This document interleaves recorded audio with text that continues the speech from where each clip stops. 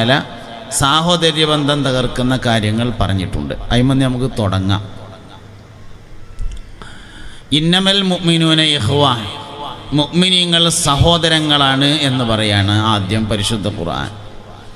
ഇഖ്വത്ത് എന്ന വാക്ക് രക്തത്തിൽ പിറന്നവർക്ക് ഉപയോഗിക്കുന്ന വാക്കാണ്. ശരിക്ക് മുതലോരക്കിനടുത്തൊക്കെ ആ വാക്ക് ഉപയോഗിച്ചിട്ടുണ്ടാവും. ഇഖ്വത്തിനും അഖവാത്തിനും സമ്പത്തിൽ ഓഹരിയുണ്ട് എന്ന് പറഞ്ഞിട്ടുണ്ട്. മുതലിൽ ഓഹരി കിട്ടുന്ന രക്തബന്ധത്തെയാണ് ഇഖ്വത്ത് എന്ന് പറഞ്ഞത്. അതേ പ്രയോഗമാണ് മുഅ്മിനീങ്ങൾ പരസ്പരമുള്ള ബന്ധത്തെക്കുറിച്ച് പറഞ്ഞപ്പോഴും പരിശുദ്ധ ഖുർആൻ ഉപയോഗിച്ചിട്ടുള്ളത്. ഇന്നമൽ മുഅ്മിനൂന ഇഖ്വ പറഞ്ഞു വന്നിട്ട് അവസാനെത്തുമ്പോൾ 3 കാര്യങ്ങൾ ചെയ്താൽ സാഹോദര്യം തകരും എന്ന് പറയുന്നുണ്ട്. അതിലൊന്നാമത്തേത് കളിയാക്കലാണ്. യാ അയ്യുഹല്ലദീന ആമനൂ ലാ യസ്ഖർ ഖൗമും മിൻ ഖൗമിൻ അസാ അൻ യകൂനൂ ഖൈറൻ മിൻകും വലാ നിസാഉം മിൻ നിസാഇൻ അസാ അൻ യകുന്ന ഖൈറൻ മിൻഹുന്ന. ഒന്ന് കളിയാക്കിയാൽ സാഹോദര്യബന്ധം തകരുന്നതാണ്. ലാ യസ്ഖർ ഖൗമുൻ, ഒരു കൂട്ടരും കളിയാക്കരുത്. ഖൗമൻ, മറ്റൊരു കൂട്ടരെ. പരിഹാസം ദഅവത്തല്ല എന്നാണ്. ഇസ്ലാമിക പ്രബോധനത്തിൽ കളിയാക്കുക, അതിൻ്റെ ആധുനിക ഭാഷയാണ് ട്രോള് എന്ന് പറയുന്നത്. കളിയാക്കുക എന്ന് പറഞ്ഞാൽ ചിലപ്പോൾ മനസ്സിലാവില്ല, പുതിയ ഭാഷ പറഞ്ഞാലേ മനസ്സിലാവുള്ളൂ. ട്രോളൽ ദഅവത്തല്ല എന്നാണ്. ഇസ്ലാമിക ദഅവത്തിൽ കളിയാക്കുക എന്ന് പറഞ്ഞൊരു പരിപാടി ഇല്ല. ഉണ്ടെങ്കിൽ അമ്പിയാക്കൾ ചെയ്യണമല്ലോ. എടാ അബുജായിലെ ഉളുപ്പില്ലാത്തവനെ എന്നൊന്നും പറഞ്ഞതായിട്ട് നമുക്ക് എവിടെയും കാണാൻ കഴിയൂല. ധൈര്യം ഉണ്ടടാ എനിക്ക് ഇത്ര പോരൂലെ പോത്തെ എന്നൊന്നും പറഞ്ഞിട്ട് അങ്ങനെയൊന്നും അബുജാലിനോട് പറഞ്ഞതായിട്ടൊന്നും എവിടെയും കാണൂല. ഇസ്ലാമിക ദൈവത്തിൽ കളിയാക്കുക എന്നൊരു പരിപാടി ഇല്ല ശരിക്ക്. അപ്പോൾ അതുകൊണ്ട് പരിഹാസം, ട്രോളൽ എന്നത് ദൈവത്തല്ല, അത് സാഹോദര്യബന്ധം തകർക്കുന്നതാണ്. ആരും ആരെയും കളിയാക്കാൻ പാടില്ല. ഒരു സമൂഹവും മറ്റൊരു സമൂഹത്തെ കളിയാക്കാൻ പാടില്ല. ലാ യസ്ഹർ ഖൗമുൻ, ഒരു കൂട്ടരും പരിഹസിക്കരുത്. യസ്ഹർ എന്നുള്ളതിൻ്റെ ശരിക്ക് നമ്മളെ ഇന്നത്തെ ഒരു ഭാഷയിൽ അർത്ഥം വെച്ചാൽ കൊച്ചാക്കരുത് എന്നാണ്. ലാ യസ്ഹർ ഖൗമുൻ മിൻ ഖൗമിൻ, ഒരു കൂട്ടരും മറ്റൊരു കൂട്ടരെ കൊച്ചാക്കരുത്. അസാ അൻ യകൂനൂ ഖൈറൻ മിൻകും, പരിഹസിക്കുന്നവർ, പരിഹസിക്കപ്പെടുന്നവർ പരിഹസിക്കുന്നവരെക്കാൾ ഖൈറായിരിക്കും. വലാ നിസാഉം മിൻ നിസാഇൻ, ഒരു പെണ്ണും മറ്റൊരു പെണ്ണിനെയും കളിയാക്കരുത്. അസാ അൻ യകുന്ന ഖൈറൻ മിൻഹുന്ന, കളിയാക്കപ്പെടുന്നവൾ കളിയാക്കുന്നവളേക്കാൾ ഖൈറായവളായിരിക്കും. ഇന്ന് വലിയ വലിയ പ്രഭാഷണങ്ങൾ വരെ പരിഹാസമായി മാറിയിട്ടുണ്ട്. വലിയ വലിയ പരിപാടികൾ വരെ, വലിയ വലിയ സമ്മേളനങ്ങൾ വരെ കളിയാക്കലാണ്. അതിന് നമ്മൾ നല്ല പേരൊക്കെ ഇടും. ഹാസ്യ കഥാപ്രസംഗം എന്നൊക്കെ പറയും, രാഷ്ട്രീയ ഹാസ്യ കഥാപ്രസംഗം എന്നൊക്കെ പറയും. വലിയ വലിയ പരിപാടിയൊക്കെ കളിയാക്കുന്ന പരിപാടിയായി മാറിയിട്ടുണ്ട്. അതുകൊണ്ട് കളിയാക്കിയാൽ സാഹോദര്യബന്ധം തകരുമെന്നാണ് പരിശുദ്ധ ഖുർആൻ. ഒന്നാമത്തെ കാര്യം അതാണ്.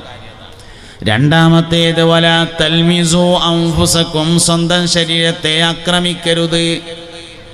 ഒരുപാട് വിശദീകരണങ്ങൾ നൽകപ്പെട്ടിട്ടുള്ള ഒരു വചനമാണ് സ്വന്തം ശരീരത്തെ ആക്രമിക്കരുത് എന്നത്. സ്വന്തം ശരീരത്തോട് ചെയ്യുന്ന ഏറ്റവും വലിയ അക്രമം ആത്മഹത്യയാണ്. ആത്മഹത്യാ പ്രവണത സാഹോദര്യബന്ധം തകർക്കുമെന്നാണ്. അതുകൊണ്ട് അത് വളരാൻ അനുവദിക്കാൻ പാടില്ല. ഖളായിലുള്ള വിശ്വാസം ആത്മഹത്യയെ തടയും. മുസ്ലിങ്ങൾക്ക് മാത്രമുള്ള വിശ്വാസമാണ് ഖളായിലുള്ള വിശ്വാസം. ഖളായിൽ ഒരാൾക്ക് വിശ്വാസം വന്നതിൻ്റെ ശേഷം അള്ളാനെ വിശ്വാസം വരിക എന്നുള്ളത് ഉണ്ടാവില്ല. അള്ളാനെയും അള്ളാൻ്റെ റസൂലിനെയും വിശ്വാസം വന്നാൽ ഖളായിലും ഖദറിലും വിശ്വാസം വരലാണ് ഉണ്ടാവുക. ഖളാ ഉള്ള അല്ലല്ല, അള്ളാൻ്റെ ഖളാ ആണ്. ഖളാ മനസ്സിലായി, അതുകൊണ്ട് അള്ളുണ്ട് എന്നൊരാൾക്ക് തോന്നൂല. അള്ളുണ്ട്, അതുകൊണ്ട് ഖളാ ഉണ്ട് എന്നേ തോന്നുള്ളൂ. അതുകൊണ്ട് അള്ളാനെയും അള്ളാൻ്റെ റസൂലിനെയും വിശ്വാസം വന്നാലേ ഖളായിലും ഖദറിലും വിശ്വാസം വരുള്ളൂ. ഖളായിലും ഖദറിലും വിശ്വാസമുണ്ടെങ്കിൽ ആത്മഹത്യാ പ്രവണത ഉണ്ടാവില്ല.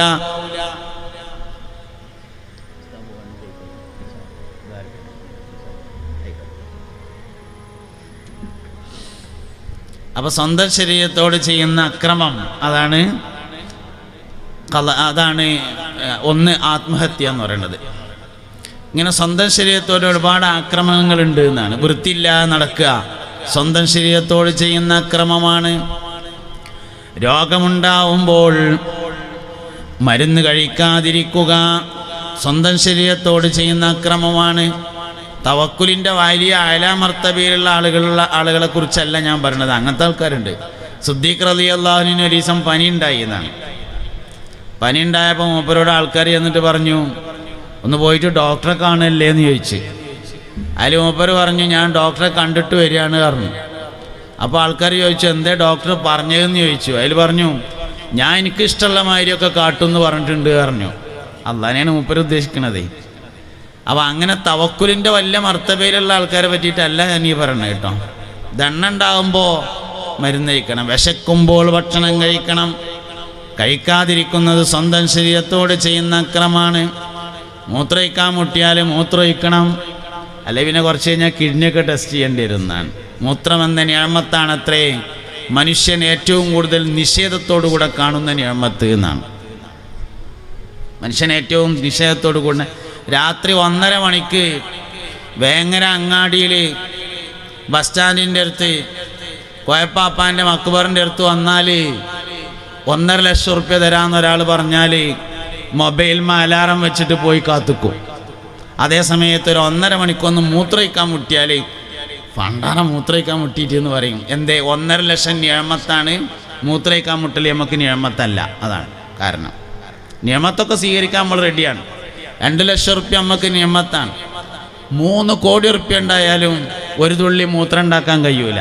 ഡയാലിസിസ് ചെയ്യാന്ന് പറഞ്ഞാൽ മൂത്രം ഉണ്ടാക്കല്ല, രക്തത്തിൽ നിന്ന് ദുഷിച്ച നീരിനെ കുത്തിയെടുത്ത് കളയുന്ന പരിപാടിയാണ് ഡയാലിസിസ് എന്ന് പറഞ്ഞത്. മൂത്രം ഉണ്ടാക്കാൻ അള്ളാൻ്റെ മെഷീൻ തന്നെ ഉള്ളൂ. അതുകൊണ്ട് മനുഷ്യൻ നിഷേധിക്കുന്ന നിഅമത്തുകളിലെ ഏറ്റവും പ്രധാനപ്പെട്ട നിഅമത്ത് മൂത്രമെന്ന നിഅമത്താണ് എന്നാണ്. ഇങ്ങനെ ഒരുപാട് നിഅമത്തുകളെ നമ്മൾ നിഷേധിച്ചു കൊണ്ടിരിക്കുന്നുണ്ടെന്നാണ്. അപ്പോൾ സ്വന്തം ശരീരത്തോട് ചെയ്യുന്ന അക്രമമാണത്. വളരെ പ്രധാനപ്പെട്ടതും ഇന്നത്തെ സാഹചര്യത്തിൽ പറയേണ്ടതുമായ ഒരക്രമമുണ്ട്. ബുദ്ധിയെ ആക്രമിക്കലാണത്. ലഹരി ഉപയോഗിക്കൽ ബുദ്ധിയോട് ചെയ്യുന്ന അക്രമമാണ്. കണക്ക് പറഞ്ഞിട്ടൊന്നും കാര്യമില്ല. അവിടെ അത്ര കള്ളുടിച്ചു, ഇവിടെ അത്ര കള്ളുടിച്ചു, ഓണത്തിന് അത്ര കുടിച്ചു, ക്രിസ്മസിന് ഇത്ര കുടിച്ചു, പെരുന്നാൾക്ക് ഇത്ര കുടിച്ചു. കണക്ക് പറഞ്ഞിട്ട് എന്താ കാര്യം? എന്താ നമ്മൾ ചെയ്യേണ്ടതെന്നാണ് ആലോചിക്കേണ്ടത്.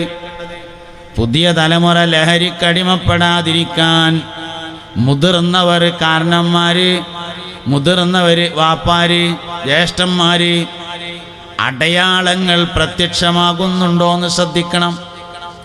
മദ്യപാനികൾക്ക് ദുനിയാവിലും ആഖിറത്തിലും അടയാളം ഉണ്ടാവുന്നതാണ്. കള്ളുകുടിയെന്നാളെ മഹ്ശറയിൽ ഹാജരാകുമ്പോൾ അവൻ്റെ കഴുത്തിൽ ഒരു പാത്രം തൂങ്ങുന്നുണ്ടാകുമെന്നും അതിൽ നിന്ന് ദുർഗന്ധം വരുന്നുണ്ടാകുമെന്നും മുത്തുനബി സല്ലല്ലാഹു അലൈഹി വസല്ലം പറഞ്ഞിട്ടുണ്ട്. ഈ കുറച്ച് എക്കോ കൂടുതലായിട്ട് തോന്നുന്നുണ്ട്. ചിലപ്പോൾ ആ മതിലിൻ്റെ ആയിരിക്കും അതെന്ന് തോന്നുന്നുണ്ട്. പക്ഷേ എക്കോ കൂടുതലായിട്ട് തോന്നുന്നുണ്ട്. ഒന്ന് കുറച്ചാൽ നന്നായിരുന്നു. ഒരു പക്ഷേ അവിടെ അങ്ങനെ ഒരു ഉയരമുള്ള മതിലുണ്ടായതുകൊണ്ടായിരിക്കും. ഞാൻ ഇവിടെ ഇങ്ങനെ പറയുമ്പോൾ കുറേ അപ്പുറത്തുനിന്ന് ആരോ താളം കാട്ടുന്നുണ്ട്. ഞാൻ പറഞ്ഞ അതേമാതിരി വേറൊരാൾ അപ്പുറത്തുനിന്ന് പറയാം. ഒരു യാ നബി എല്ലാവരും ചൊല്ലി, യാ നബി സലാം അലൈക്കും, യാ റസൂൽ സലാം അലൈക്കും, യാ ഹബീബ് സലാം അലൈക്കും, സ്വലവാത്തുല്ലാഹി അലൈക്കും. മുഅ്മിനീങ്ങളെ, അപ്പോൾ സ്വന്തം ശരീരത്തെ ആക്രമിക്കുക എന്ന് പറഞ്ഞതിൽ ഏറ്റവും പ്രധാനപ്പെട്ട ഒരു കാര്യമാണ് മയക്കുമരുന്നിൻ്റെ ഉപയോഗം. എന്താ നമ്മൾ ചെയ്യേണ്ടത്?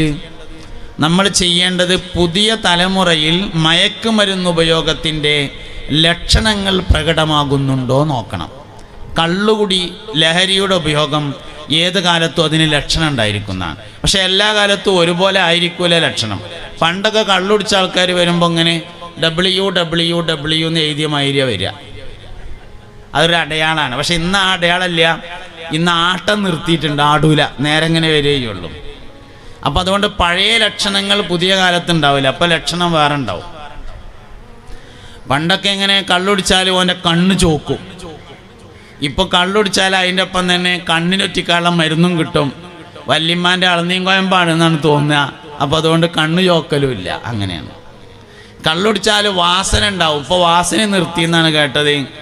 മദ്യം ലഹരി ഉപയോഗിക്കുന്ന ആൾക്കാർക്ക് ലഹരിയുടെ കൂടെ തന്നെ തൊള്ളയിലിടാൻ പറ്റിയ നല്ല ഊതിൻ്റെയൊക്കെ വാസനയുള്ള പാക്കൊക്കെ കിട്ടും.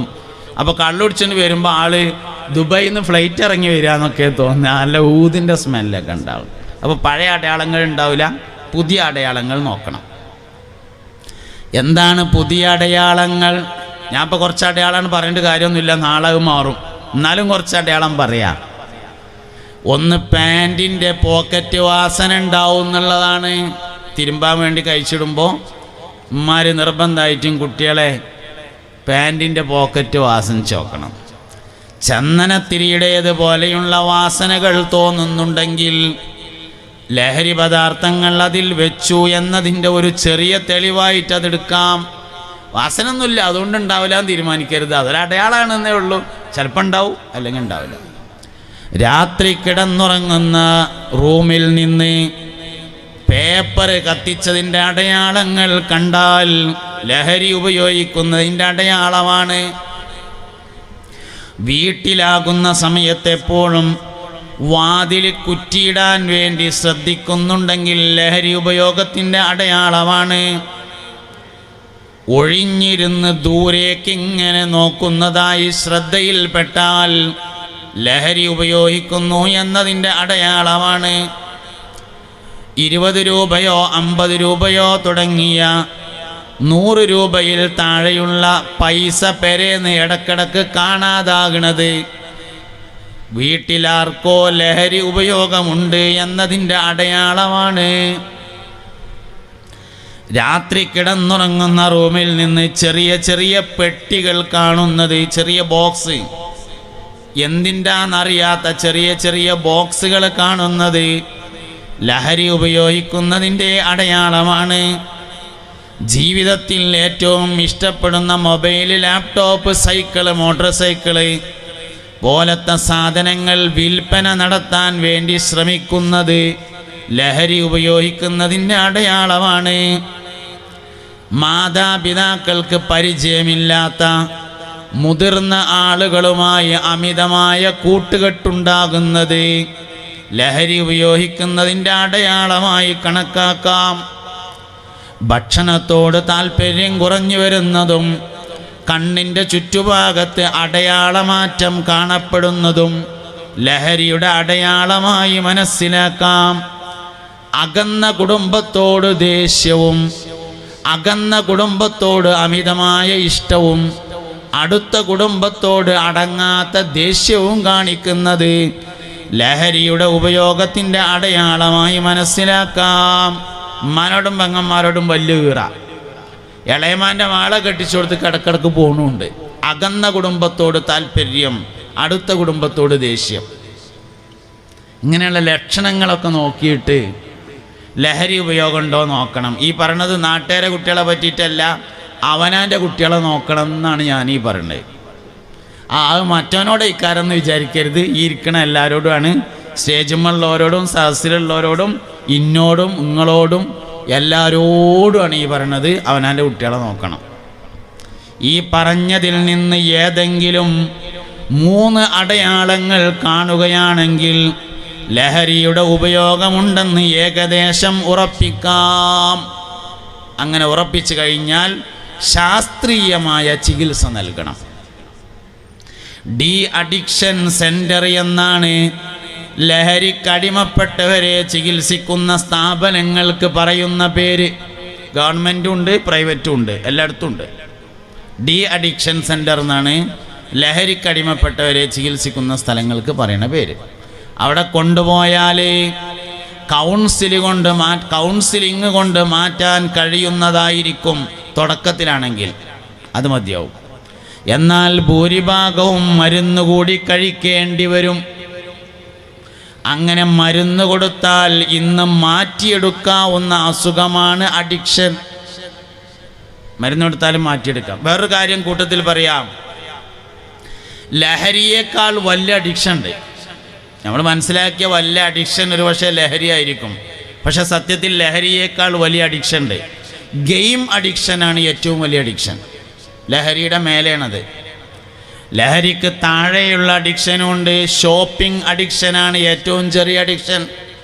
ഷോപ്പിംഗ് അഡിക്ഷൻ എന്ന് പറഞ്ഞാൽ സൂപ്പർ മാർക്കറ്റിക്ക് വെറുതെ ഇങ്ങനെ നിന്നപ്പോൾ സൂപ്പർ മാർക്കറ്റിക്കാണ് കയറിയിട്ട് ആ കൊട്ടയും വലിച്ചുങ്ങാണ്ട് ഇങ്ങനെ നടന്നുങ്ങാണ്ട് കാണുന്നതൊക്കെ അതിക്ക് ഇങ്ങനെ എടുത്തിട്ടിട്ട് ബില്ലടക്കുക. ആവശ്യമൊന്നുമില്ല, കണ്ടപ്പോൾ എടുക്കുക തന്നെ. അവസാനം കീശയിലുള്ള കായ് തികയില്ല, അപ്പോൾ കാർഡ് എടുത്ത് കൊടുക്കുക. അതും തികയണില്ല, അപ്പോൾ പിന്നെ ഗൂഗിൾ പേ ചെയ്ത് കൊടുക്കുക, അല്ലെങ്കിൽ നാളെ തരട്ടോ എന്ന് പറയാം. ഏറ്റവും ചെറിയൊരു അഡിക്ഷനാണത്. സൂപ്പർ മാർക്കറ്റിലേക്ക് പോണതിന് കുഴപ്പമൊന്നുമില്ല, പോണതിന് മുമ്പ് നമുക്ക് എന്തേ സാധനം വേണ്ടതെന്നുള്ളതിൻ്റെ ലിസ്റ്റ് വേണം. എന്നിട്ട് പോയിട്ട് ആവശ്യമുള്ള സാധനം വില കുറഞ്ഞതും ക്വാളിറ്റി ഉള്ളതും നോക്കി തിരഞ്ഞെടുക്കണം. വില കുറയണം, അത് നമ്മളെ സാമ്പത്തികത്തിൻ്റെ ഭാഗമാണ്. അതേ സമയത്ത് ക്വാളിറ്റിയിൽ കോംപ്രമൈസ് ഉണ്ടാകാൻ പാടില്ല എന്നാണ്. ക്വാളിറ്റിയിൽ കോംപ്രമൈസ് ചെയ്താൽ ജീവിതത്തിൻ്റെ നിലവാരം കുറയുമെന്നാണ്. ക്വാളിറ്റി ഉള്ള വസ്തുക്കൾ ഉപയോഗിക്കുന്ന ആൾ ക്വാളിറ്റി ഉള്ള ആളായിരിക്കും. ക്വാളിറ്റി കുറഞ്ഞ വസ്തു ഉപയോഗിക്കുന്ന ആൾ ക്വാളിറ്റി കുറഞ്ഞ ആളും ആയിരിക്കുമെന്നാണ്. അതുകൊണ്ട് ക്വാളിറ്റിയിൽ നിലവാരത്തിൽ കോംപ്രമൈസ് ചെയ്യാൻ പാടില്ല, വിലയിൽ കോംപ്രമൈസ് ഉണ്ടാവും വേണം. കാരണം അത് നമ്മളെ സാമ്പത്തികത്തെ ബാധിക്കും. അപ്പം അങ്ങനെ. അപ്പോൾ ഏറ്റവും ചെറിയ അഡിക്ഷൻ ഷോപ്പിംഗ് അഡിക്ഷനാണ്. ഏറ്റവും വലിയ അഡിക്ഷൻ ഗെയിം അഡിക്ഷനാണ്. അതിൻ്റെ ഇടയിലാണ് ശരിക്ക് ലഹരി അഡിക്ഷൻ ഉള്ളത്. അതേസമയത്ത് ഇന്നത്തെ സമൂഹത്തെ ഏറ്റവും കൂടുതൽ ബോധവൽക്കരിക്കേണ്ടത് ലഹരി അഡിക്ഷനെ കുറിച്ചാണ് എന്ന് മാത്രം. അത് ബുദ്ധിയെ താറുമാറാക്കും. അത് ബുദ്ധിയെ താറുമാറാക്കുന്നതാണ്. അപ്പോൾ സ്വന്തം ശരീരത്തോട് ചെയ്യുന്ന അക്രമം എന്നതിന് ഒരുപാട് വിശദീകരണങ്ങളുണ്ട്. അതിലേറ്റവും പ്രധാനപ്പെട്ട ഒരു വിശദീകരണമാണ് ലഹരി ഉപയോഗിക്കുക എന്ന് പറഞ്ഞത്. മുഅ്മിനീങ്ങൾ മുസ്ലിങ്ങൾ പരസ്പരമുള്ള സാഹോദര്യബന്ധം തകരാൻ 3 കാരണങ്ങളാണ്. ഒന്ന് കളിയാക്കലാണ്, രണ്ടാമത്തേത് സ്വന്തം ശരീരത്തെ ആക്രമിക്കലാണ്, ഇനി മൂന്നാമത്തേത് പറയാം. മൂന്നാമത്തേതാണ് വളരെ പ്രധാനപ്പെട്ടത്. വലാ തൽമിസു അൻഫുസകും വലാ തനാബസു ബിൽ അൽഖാബ്. നിങ്ങളാരും നിങ്ങളുടെ സഹോദരങ്ങളുടെ ടൈറ്റ് പേര് വിളിക്കരുതേ. എൻ്റെ വക ഒന്നുമില്ല കേട്ടോ, ഖുർആൻ ഓതി അർത്ഥം വെച്ചതാണ്.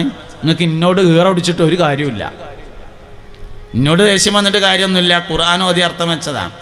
വലാ തനാബസു അൻഫുസകും വലാ തനാബസു ബിൽ അൽഖാബ്. മുഅ്മിനീങ്ങൾക്കിടയിലുള്ള സാഹോദര്യ ബന്ധം തകർക്കും ടൈറ്റ് പേര് വിളിച്ചാൽ.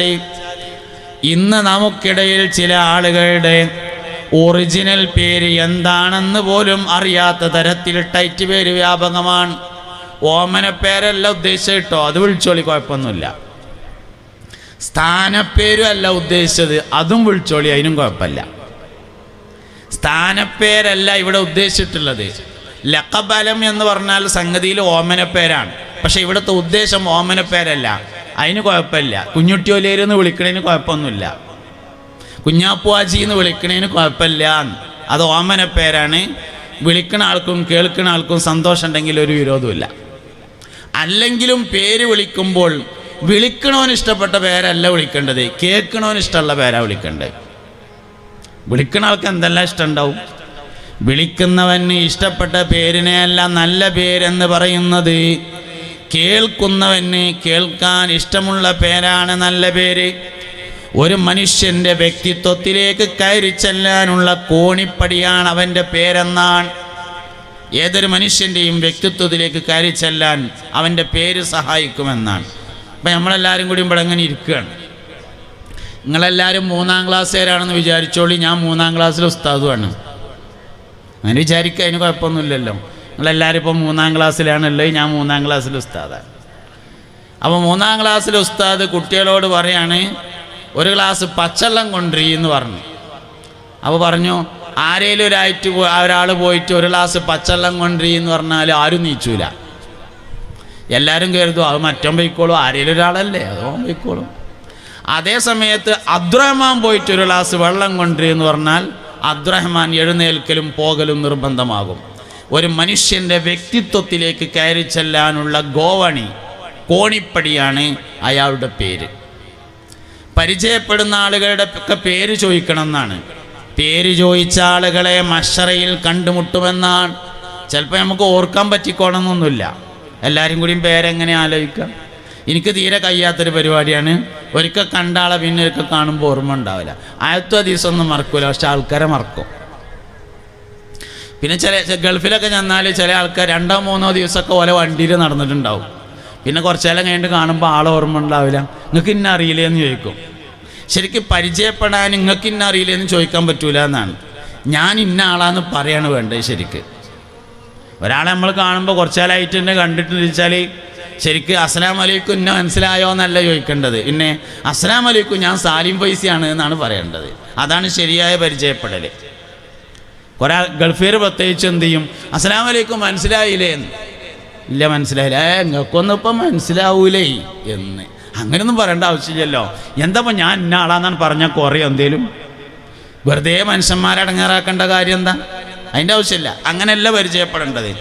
സ്വന്തത്തെ ആദ്യം പരിചയപ്പെടുത്തണം. ഞാൻ ഇന്ന ആളാണ് എന്ന് പറയാൻ ഒരാൾക്ക് കഴിയുക, അത് വലിയൊരു സംഭവമാണ്. അപ്പം എന്താ വെച്ചാൽ പേരിനെ പറ്റി പറഞ്ഞതാണ്. ഏതൊരു മനുഷ്യൻ്റെയും വ്യക്തിത്വത്തിലേക്ക് കയറി ചെല്ലാൻ അവൻ്റെ പേര് സഹായകമാകുമെന്നാണ്. അത് വാപ്പട്ട പേര്. പിന്നെ സ്ഥാനപ്പേര് വിളിക്കാം. പിന്നെ വിളിക്കുകയാണെങ്കിൽ ഫൈസി എന്ന് ചുരുക്കി വിളിക്കാം. സ്ഥാനപ്പേരാണത്, അത് വിളിക്കാം. അതേപോലെ ഓമനപ്പേരും വിളിക്കാവുന്നതാണ്. പക്ഷെ ഇപ്പറഞ്ഞ പേര് അതൊന്നുമല്ല, നമ്മളായിട്ടിട്ട പേര് അതുണ്ടാവും ചിലത്. 4ാം ക്ലാസ് പഠിക്കണ, സ്കൂൾ പഠിക്കണ കുട്ടി ഒരു ദിവസം സ്കൂളിട്ട് വന്നപ്പോൾ വാപ്പാട് പറഞ്ഞു, വാപ്പാ ഞങ്ങളെ ഹെഡ്മാഷ എല്ലാവരും ചേനത്തലേന്നാ വിളിക്കല്. അതിൽ വാപ്പ പറയാണ്, എന്ത് ചേനത്തലേന്നാ വിളിക്കല്? അതിൽ വാപ്പ പറഞ്ഞു കൊടുത്തു, അങ്ങനെ അയാൾക്ക് പറ്റിയ പേരെന്നാണ് അത് എന്ന്. എന്നിട്ട് ഞാൻ കുട്ടി ഇവനെ സിറാത്ത് പാലം കിടക്കണ സമയത്ത് കയ്യമ്മ പിടിച്ചും കണ്ട് മണ്ടണത്തരെ. ഏത് ഗുരുനാഥനെ ചേനത്തല എന്ന് വിളിച്ച ആ കുട്ടി നടക്കുക പരിപാടി. അതപ്പം തന്നെ തിരുത്തണം. മോനെ ആര് വിളിച്ചാലും വാപ്പാൻ്റെ കുട്ടി വിളിക്കരുത് കിട്ടുമോ എന്ന് അപ്പം തന്നെ പറയാൻ വേണ്ടി പറ്റണം. പരിഹാസങ്ങളൊക്കെ നമ്മൾ പഠിപ്പിക്കണതാണ്, ടൈറ്റ് പേരൊക്കെ നമ്മൾ പഠിപ്പിക്കണതാണ്. അതിപ്പോൾ എല്ലാവരും അങ്ങനെ ആവുമ്പോൾ പിന്നെ അങ്ങനെ പറഞ്ഞാലല്ലാതെ പിന്നെ എങ്ങനെയെന്ന് പറയും. അല്ലാതെ എത്രോട്ടം പറഞ്ഞാലോ അറിയാച്ചാൽ അത്രോട്ടം പറയാനാണ് തീരുമാനിക്കണം. അതിപ്പോൾ ഞാൻ മാത്രം വിളിക്കാതിരുന്നിട്ട് എന്താ കാര്യം? നനക്ക് മാത്രം വിളിക്കാതിരുന്നാൽ എന്താ പറ്റുക? ലവുമാണല്ലോ. എല്ലാവരും വിളി നിർത്തിയിട്ട് വേണം എനിക്ക് വിളിക്കാൻ നിർത്താൻ എന്നൊന്നും തീരുമാനിക്കണ്ടല്ലോ. അനക്ക് മാത്രമാണ് വിളിക്കണ്ടെന്ന് തീരുമാനിച്ചാലും സംഗതി നന്നാവും. അതുകൊണ്ട് മുഅ്മിനീങ്ങൾക്കിടയിലുള്ള ബന്ധം തകർക്കുന്ന പ്രധാനപ്പെട്ട ഘടകമാണ് ടൈറ്റ് പേര് വിളിക്കൽ, നിക്നെയിം, പേര് ഉപയോഗിക്കുക എന്നത്. അതുകൊണ്ട് ബിഇസൽ ഇസ്മുൽ ഫുസൂഖു ബഅദൽ ഈമാൻ, ആ പേര് വളരെ ചീത്തയുമാകുന്നു, ഈമാനിന് ശേഷം ചെയ്യുന്ന തമ്മാടിത്തരവുമാകുന്നു. തമ്മാടിത്തരാണത് എന്നാണ് പരിശുദ്ധ ഖുർആൻ പറഞ്ഞത്, ടൈറ്റ് പേര് വിളിക്കൽ. അപ്പോൾ ബന്ധങ്ങൾ ധാരാളമുണ്ട്. അതിൽ ഏറ്റവും പ്രധാനപ്പെട്ട ഒരു ബന്ധമാണ് മുഅ്മിനീങ്ങൾ പരസ്പരമുള്ള ബന്ധം എന്ന് പറയുന്നത്. വേറൊരു ബന്ധമാണ് മാതാപിതാക്കളും മക്കളും തമ്മിലുള്ള ബന്ധം. മക്കളും മാതാപിതാക്കളും തമ്മിലുള്ള ബന്ധം, മാതാപിതാക്കളോട് മക്കൾക്കുള്ള കൊടുക്കുക. ബാക്കിൽ നിന്ന് ഇങ്ങോട്ട് കൊടുത്തോളി കേട്ടോ, വെള്ളം ബാക്കിൽ നിന്ന് ഇങ്ങോട്ട് കൊടുത്തോളി. ബക്കറ്റ് പിരിവാണല്ലേ നമുക്ക്, അതും അതിൻ്റെ ഇടയിൽ നടന്നോട്ടെ. ചിലപ്പോൾ ഓരോരുത്തരിങ്ങനെ നീച്ചു പോയാൽ ഓലരുന്ന് കായിട്ടൂല. അപ്പം അതുകൊണ്ട് ബക്കറ്റ് പിരിവും ആ വെള്ളത്തിൻ്റെ കൂടെ നടന്നോട്ടെ. ഏതായാലും ഇപ്പോൾ ഒരു കലപോലെ ഉണ്ടാവും, ആ കൂട്ടത്തിൽ രണ്ടും കഴിഞ്ഞു ആയിക്കോട്ടെ. അപ്പോൾ കായ് എടുത്ത് കൈ പിടിച്ചോളി, അതിൻ്റെ ഒപ്പം വെള്ളം കിട്ടുമോ വാങ്ങിയിട്ട് കുടിക്കുകയും ചെയ്താളി ട്ടാ. ഇൻഷാ അല്ലാഹ് രണ്ടും നടന്നോട്ടെ. അന്ത ഉമ്മുൻ ചെല്ലി, അന്ത ഉമ്മുൻ അം അബുൻ മാ റഅയ്നാ ഫീഹിമാ മിസ്ല ഹുസ്നിക ഖത്തു യാ സയ്യിദി ഖൈറൻ നബി ലാ ഇലാഹ ഇല്ലല്ലാഹു ലാ ഇലാഹ ഇല്ലല്ലാഹ് ലാ ഇലാഹ ഇല്ലല്ലാഹു മുഹമ്മദുർ റസൂലുള്ളാഹ്. ശ്രദ്ധിക്കുക മുഅ്മിനീങ്ങളെ. അപ്പോൾ ബന്ധങ്ങൾ കുറേ ഉണ്ട്. ബന്ധമുള്ളവരെയാണ് ബന്ധു എന്ന് പറയുന്നത്. ബന്ധമുള്ള ആൾക്കാർക്കാണല്ലോ നമ്മൾ ഈ ബന്ധു എന്ന് പറയാം. പിന്നെ ബന്ധു എന്ന് നമ്മൾ ഇന്ന് അർത്ഥം വെക്കുന്നത് വേറെ അർത്ഥത്തിലാണ്. അതിലേക്ക് ഞാൻ വരാം. ബന്ധമുള്ള ആൾക്കാർക്കൊക്കെ ബന്ധു എന്ന് പറയും.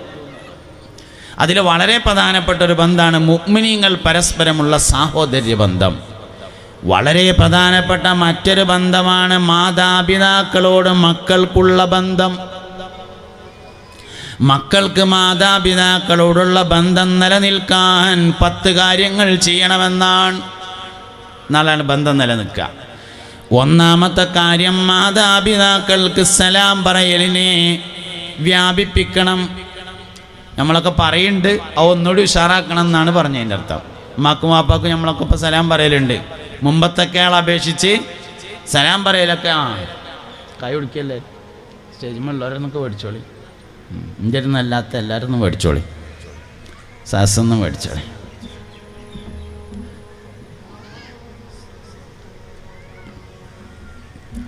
മുഅ്മിനീങ്ങളെ, മാതാപിതാക്കളോട് മക്കൾക്കുള്ള ബന്ധം സ്ഥിരപ്പെടാൻ, ഉറച്ചു നിൽക്കാൻ 10 കാര്യങ്ങൾ ചെയ്യണം. ഒന്ന് സലാം പറയലാണ്. നമ്മളൊക്കെ ചെയ്യണ തന്നെയാണ്. ഒന്നുകൂടി ഉഷാറാക്കണം. ഞാനൊരാളെ കണ്ടിട്ടുണ്ട്. അയാൾ ഇടയ്ക്കിടയ്ക്ക് വരും. എന്തിനാന്ന് ചോദിച്ചാൽ സലാം പറയാമെന്നാണ് അറിയും. അങ്ങനത്തെ ഒരാൾ ഉമർ ബിൻ ഖത്താബ് റളിയല്ലാഹു അൻഹുവിൻ്റെ താരീഖിൽ അങ്ങനെ ഉണ്ട്. അങ്ങാടിയിലേക്ക് പോകാറുണ്ടായിരുന്നു. എന്തിനാ ചോദിച്ചാൽ ഒന്നിനല്ല, സലാം പറയാനെന്നാണ്. മുസ്തഫ നബി സല്ലല്ലാഹു അലൈഹി വസല്ലം തങ്ങൾ ഒരിക്കൽ പറഞ്ഞു, നിങ്ങൾ പരസ്പരമുള്ള സ്നേഹബന്ധം നിലനിൽക്കാൻ പറ്റിയ ഒരു കാര്യം ഞാൻ പറഞ്ഞു തരട്ടെയോ? അവലാ അദുല്ലുക്കും അലാ ശൈഇൻ ഇദാ ഫഅൽതുമൂഹു തഹാബബതും. നിങ്ങൾക്ക് പരസ്പരം സ്നേഹബന്ധം നിലനിർത്താൻ പറ്റുന്ന ഒരു കാര്യം ഞാൻ പറഞ്ഞു തരട്ടെയോ?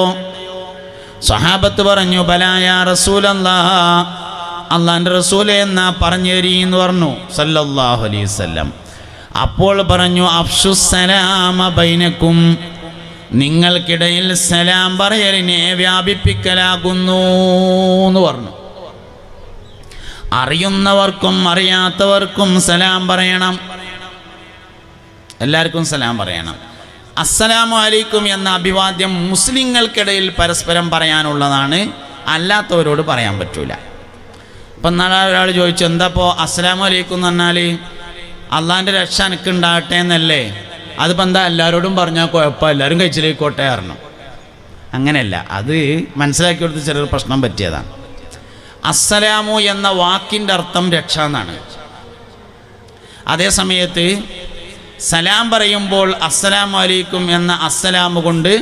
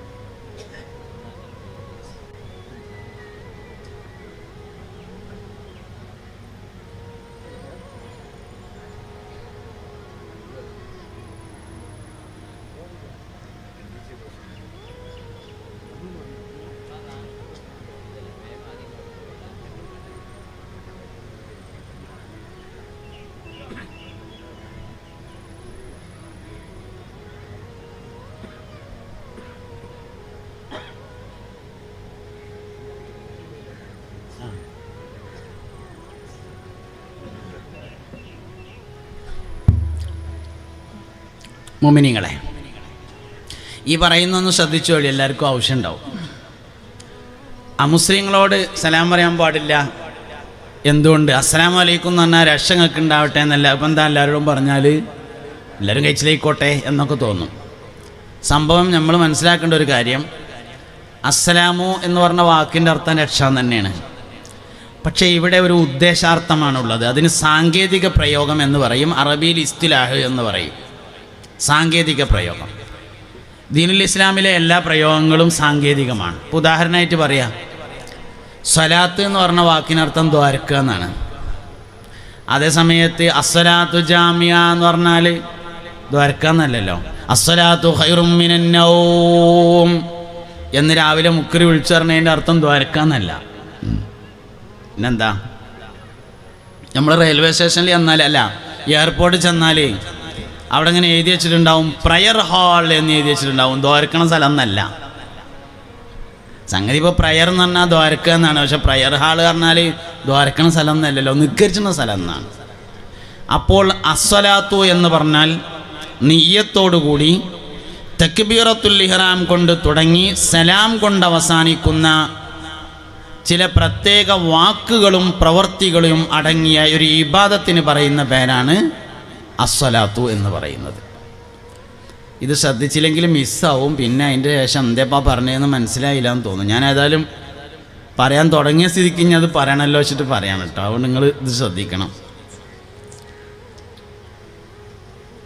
സക്കാത്ത് എന്ന് പറഞ്ഞാൽ ശുദ്ധിയാക്കുക എന്നാണ് അർത്ഥം. ഒരു 100 നോട്ട് എടുത്തുകൊണ്ടാണ് കഴുകി ഒരാൾ. എന്നിട്ട് അവൻ പറഞ്ഞു ഞാൻ സക്കാത്തൊക്കെ കൊടുത്തിട്ടുണ്ട് പറഞ്ഞാൽ സംഗതി നടക്കൂല. ആ വാക്കർത്ഥമല്ല.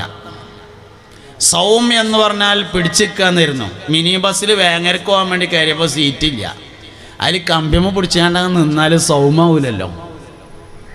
പിന്നെന്ത് വേണം? നെയ്യത്തോടുകൂടി പ്രഭാതം മുതൽ പ്രദോഷം വരെ നോമ്പ് മുറിയുന്ന കാര്യങ്ങളെ തൊട്ട് പിടിച്ചു നിൽക്കുന്നതിനാണ് സൗം എന്ന് പറയുന്നത്. ഇങ്ങനെയുള്ള പ്രയോഗങ്ങളെയാണ് സാങ്കേതിക പ്രയോഗങ്ങൾ എന്ന് പറയുക. അതിന് അറബിയിൽ ഇസ്തിലാഹ് എന്ന് പറയും. ശരീഅത്തുൽ ഇസ്ലാമിലെ എല്ലാ പ്രയോഗങ്ങൾ പരിശോധിച്ചാലും ഇങ്ങനെയാണ്. ഹജ്ജ് എന്ന് പറഞ്ഞാൽ സാങ്കേതികമാണ്. ഉംറ എന്ന് പറഞ്ഞാൽ ഒരു സാങ്കേതിക പ്രയോഗമാണ്. ഇങ്ങനെ എല്ലാ പ്രയോഗങ്ങളും സാങ്കേതികമാണ്. അങ്ങനെയാണെങ്കിൽ അസ്സലാമു എന്ന് പറയുന്നത് ഒരു സാങ്കേതിക പ്രയോഗമാണ്. ദാറുസ്സലാം എന്ന് പറയുന്ന ഒരു സ്ഥലമുണ്ട്, സ്വർഗത്തിൻ്റെ പേരാണത്. ദാറുസ്സലാം, രക്ഷയുടെ വീട് എന്നാണ് ആ വാക്കിൻ്റെ അർത്ഥം. അത് സ്വർഗത്തിനാ പറയാം.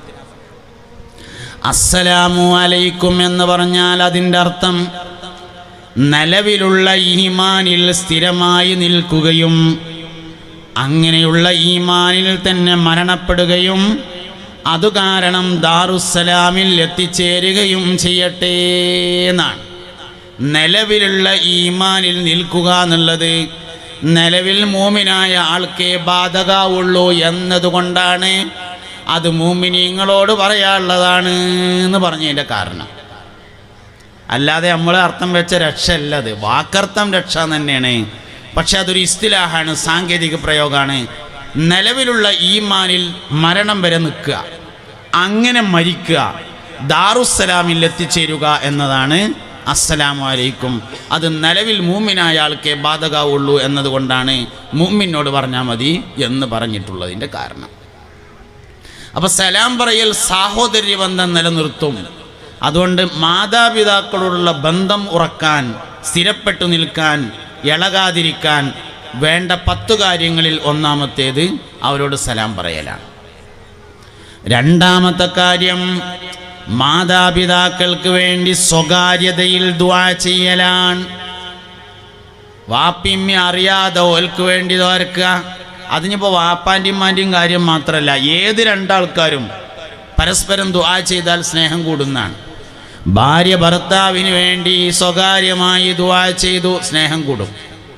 ഭർത്താവ് ഭാര്യയ്ക്ക് വേണ്ടി സ്വകാര്യമായി ദുആ ചെയ്തു. മുതലാളി തൻ്റെ കീഴിലുള്ള തൊഴിലാളികൾക്ക് വേണ്ടി തഹജ്ജുദ് കഴിഞ്ഞിട്ട് ദോരുന്നു. തൊഴിലാളി മുതലാളിക്ക് വേണ്ടി സ്വലാത്ത് ചൊല്ലിയിട്ട് ദോരുന്നു. ഇതിലൊക്കെ അങ്ങനെ തന്നെയാണ്, ഏതിലും അങ്ങനെ തന്നെയാണ്. പ്രധാനപ്പെട്ട പ്രധാനാധ്യാപകൻ സഹാധ്യാപകർക്ക് വേണ്ടി ഖത്തം ദുആന്റെ ശേഷം ഖത്മുൽ ഖുർആന്റെ ശേഷം തോരുന്നു. ഇങ്ങനെ സ്വകാര്യതയിൽ ആർക്ക് തോരുന്നാലും സ്നേഹബന്ധം ഉണ്ടാവും. പ്രസിഡന്റ് കമ്മിറ്റി അംഗങ്ങൾക്ക് വേണ്ടി സ്വകാര്യമായി ദുആ ചെയ്തു. സെക്രട്ടറി കമ്മിറ്റി അംഗങ്ങൾക്ക് വേണ്ടി സ്വകാര്യമായി ദുആ ചെയ്തു. മുത്തവല്ലി നാട്ടുകാർക്ക് വേണ്ടി സ്വകാര്യമായി ദുആ ചെയ്തു. നാട്ടുകാർ കമ്മിറ്റിക്കാർക്ക് വേണ്ടി സ്വകാര്യത്തിൽ ദുആ ചെയ്തു. പരസ്പരം പിണങ്ങിയ രണ്ടാളുകൾ ആരും അറിയാതെ സ്വകാര്യമായി അങ്ങോട്ടും ഇങ്ങോട്ടും ദുആ ചെയ്തു. സ്വകാര്യമായുള്ള ദുആ സ്നേഹബന്ധം കൂട്ടും. അതുകൊണ്ട് മാതാപിതാക്കൾക്ക് വേണ്ടി മക്കൾ സ്വകാര്യമായി ദുആ ചെയ്യണം. ഇതാണ് തിരിച്ചും വേണം കേട്ടോ. പക്ഷെ നമ്മളിപ്പോൾ പറയണത് ഇതായതുകൊണ്ട് അത് പറഞ്ഞു എന്നേ കാര്യമുള്ളൂ. ഉമ്മാൻ്റെ മാപ്പാൻ്റെ ദുആൻ്റെ അത്രേ മക്കൾക്ക് ഗുണം കിട്ടുന്ന വേറൊരു ദുആ അള്ളാൻ്റെ ദുനിയാവിലുണ്ടാവില്ല എന്നുള്ളതാണ്.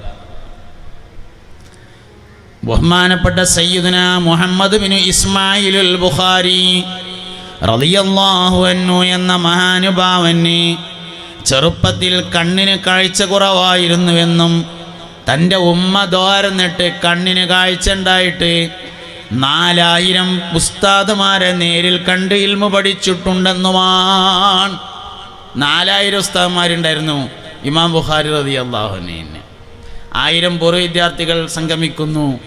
90-ലധികം ഉസ്താദുമാരെ തെരഞ്ഞു പോവുകയും ചെയ്തു എന്ന് പറഞ്ഞു. വലിയ സന്തോഷം.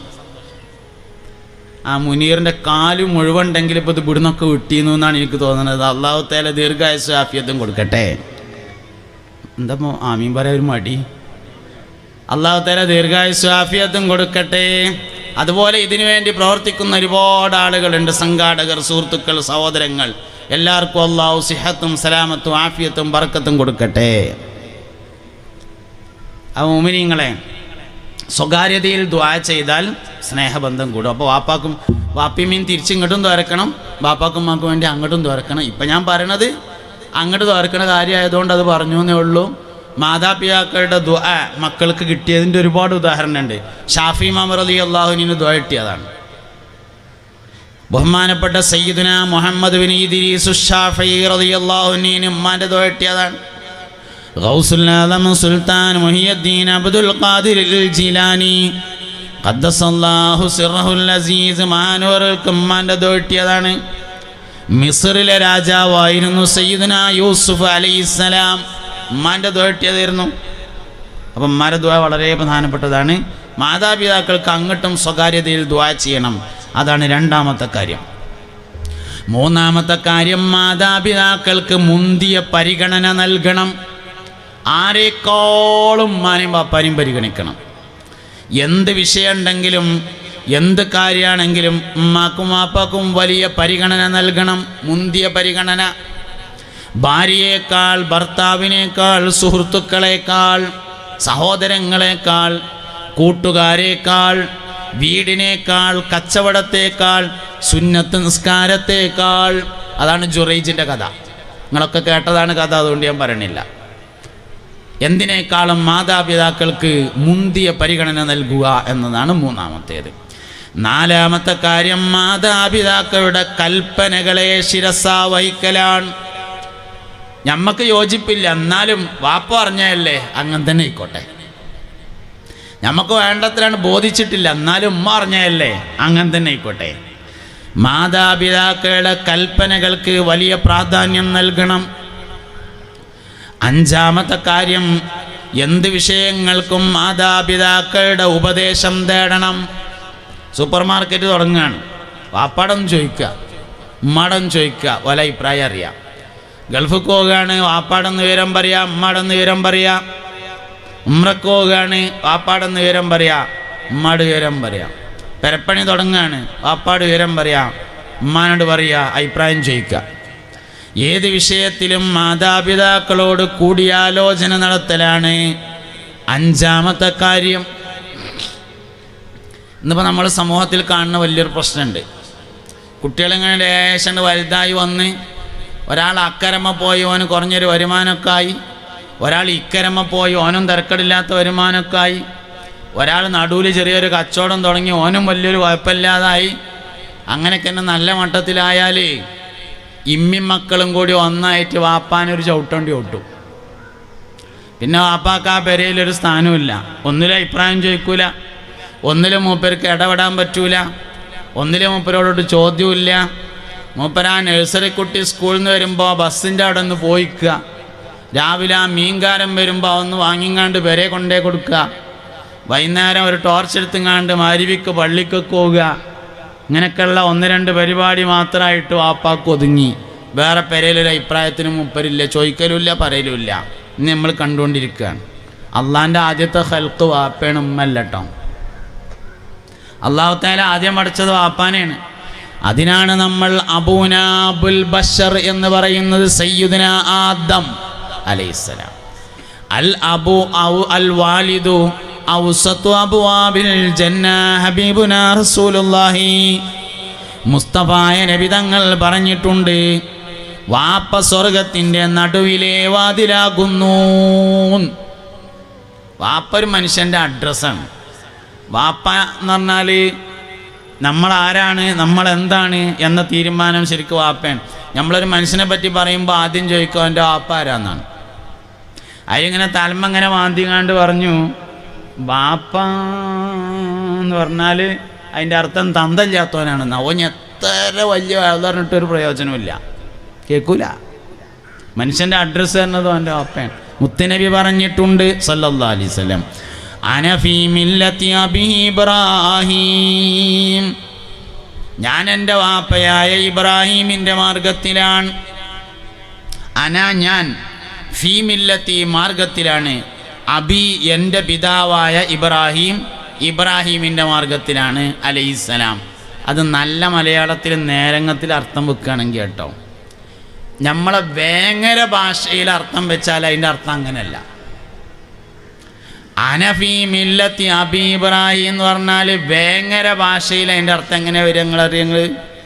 എൻ്റെ വാപ്പാരാന്നറിയാൻ എനിക്ക് ഇബ്രാഹിമാണ് ആലോചിച്ച് കളിച്ചോണ്ടു എന്നാണ് അതിൻ്റെ നമ്മളെ നാടൻ ഭാഷയിൽ അർത്ഥം.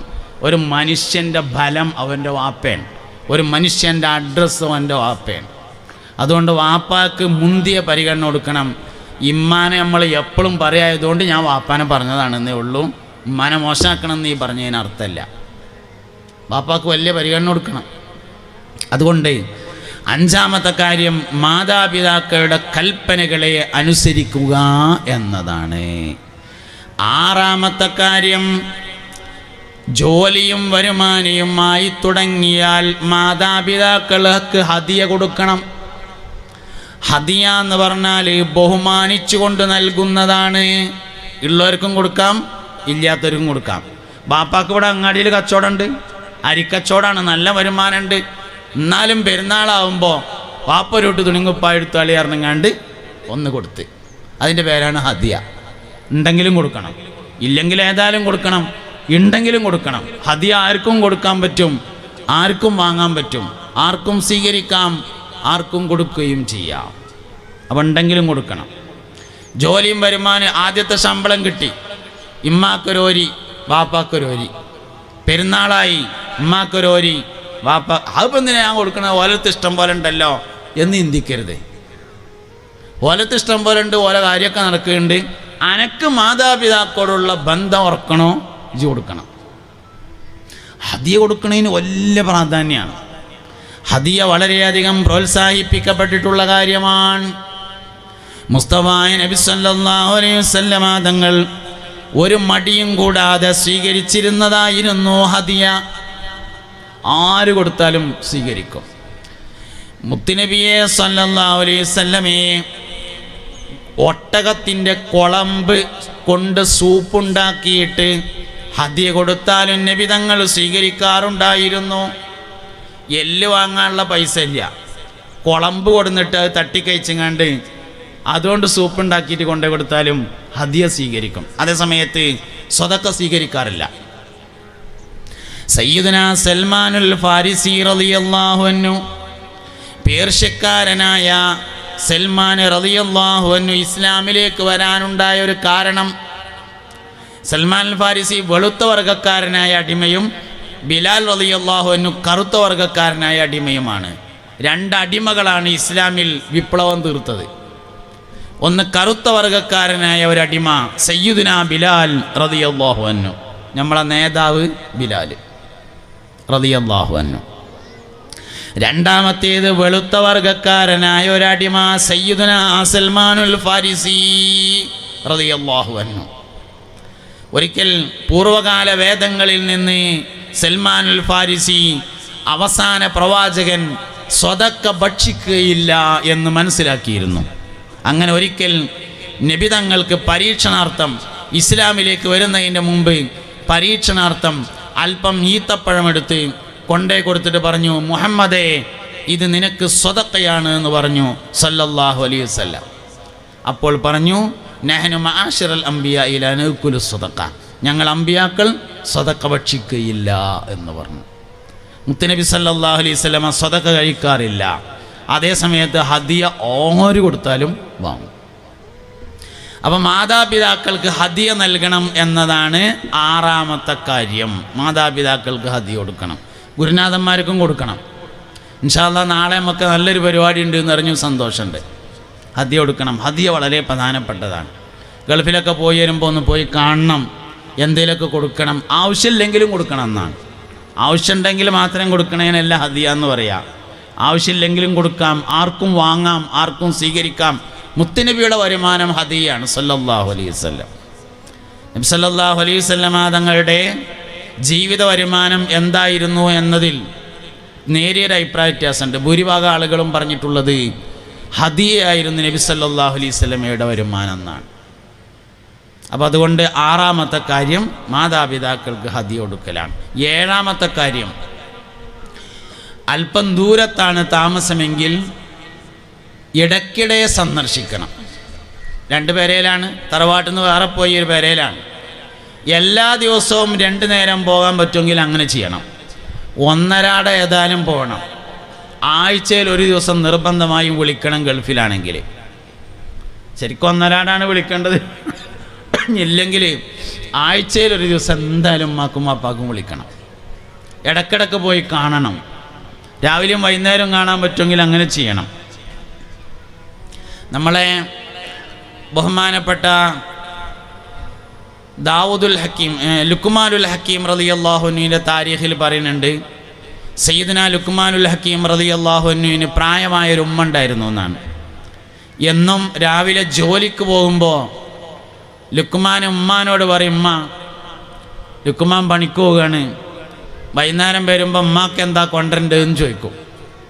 അതിലുമ്മ എന്തേലും ഒന്ന് പറയും. അങ്ങനെ മൂപ്പര് ആ നീയത്ത് വെച്ചിട്ടാണ് ജോലിക്ക് പോവുക. എൻ്റെ അമ്മാക്ക് കടലമുട്ടായി കൊണ്ടുവരാനേ ജോലിക്ക് പോകുന്നു. എന്തൊരു രസമുള്ള നീയത്താകുന്ന അറിയങ്ങൾ. സംഭവം ചെറിയ വിഷയമാണ് എന്നിട്ട് തരില്ല. രാവിലെ ഒന്നും ഉമ്മാനോട് ചോദിക്കും, ഉമ്മ വൈകുന്നേരം വരുമ്പോൾ ലുക്കുമ്മ എന്താ കൊണ്ടുവരേണ്ടതെന്ന് ചോദിക്കും. അപ്പം ഉമ്മ എന്തേലും ഒന്ന് പറയും. കടലമുട്ടായി ഞാൻ പറഞ്ഞ കേട്ടോ, എനിക്കിഷ്ടമുള്ളതുകൊണ്ട് പറഞ്ഞാണ്. ഉമ്മ എന്താ ഇഷ്ടമുള്ള ചോദിച്ചാൽ അത് പറയും. അപ്പോൾ അത് കൊടുന്നു കൊടുക്കും. അങ്ങനെ ഒരു ദിവസം അമ്മക്ക് ഇങ്ങനെ പ്രായം കൂടി വന്നു. പ്രായം കൂടിയപ്പോൾ ചെറിയ അസ്വസ്ഥതയൊക്കെ ഇങ്ങനെ തുടങ്ങി. വർത്തമാനത്തിലൊക്കെ ചെറിയ അവ്യക്തതകളൊക്കെ തുടങ്ങി.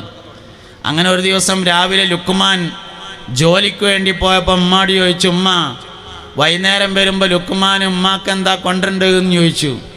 അതിൽ പറഞ്ഞു, മോനെ ഇന്ന് വൈകുന്നേരം വരുമ്പോൾ ഉമ്മാൻ്റെ കുട്ടി സ്വർഗത്തു നിന്നൊരു പൊടി മണ്ണ് കൊണ്ടുവരുണ്ട് പറഞ്ഞു.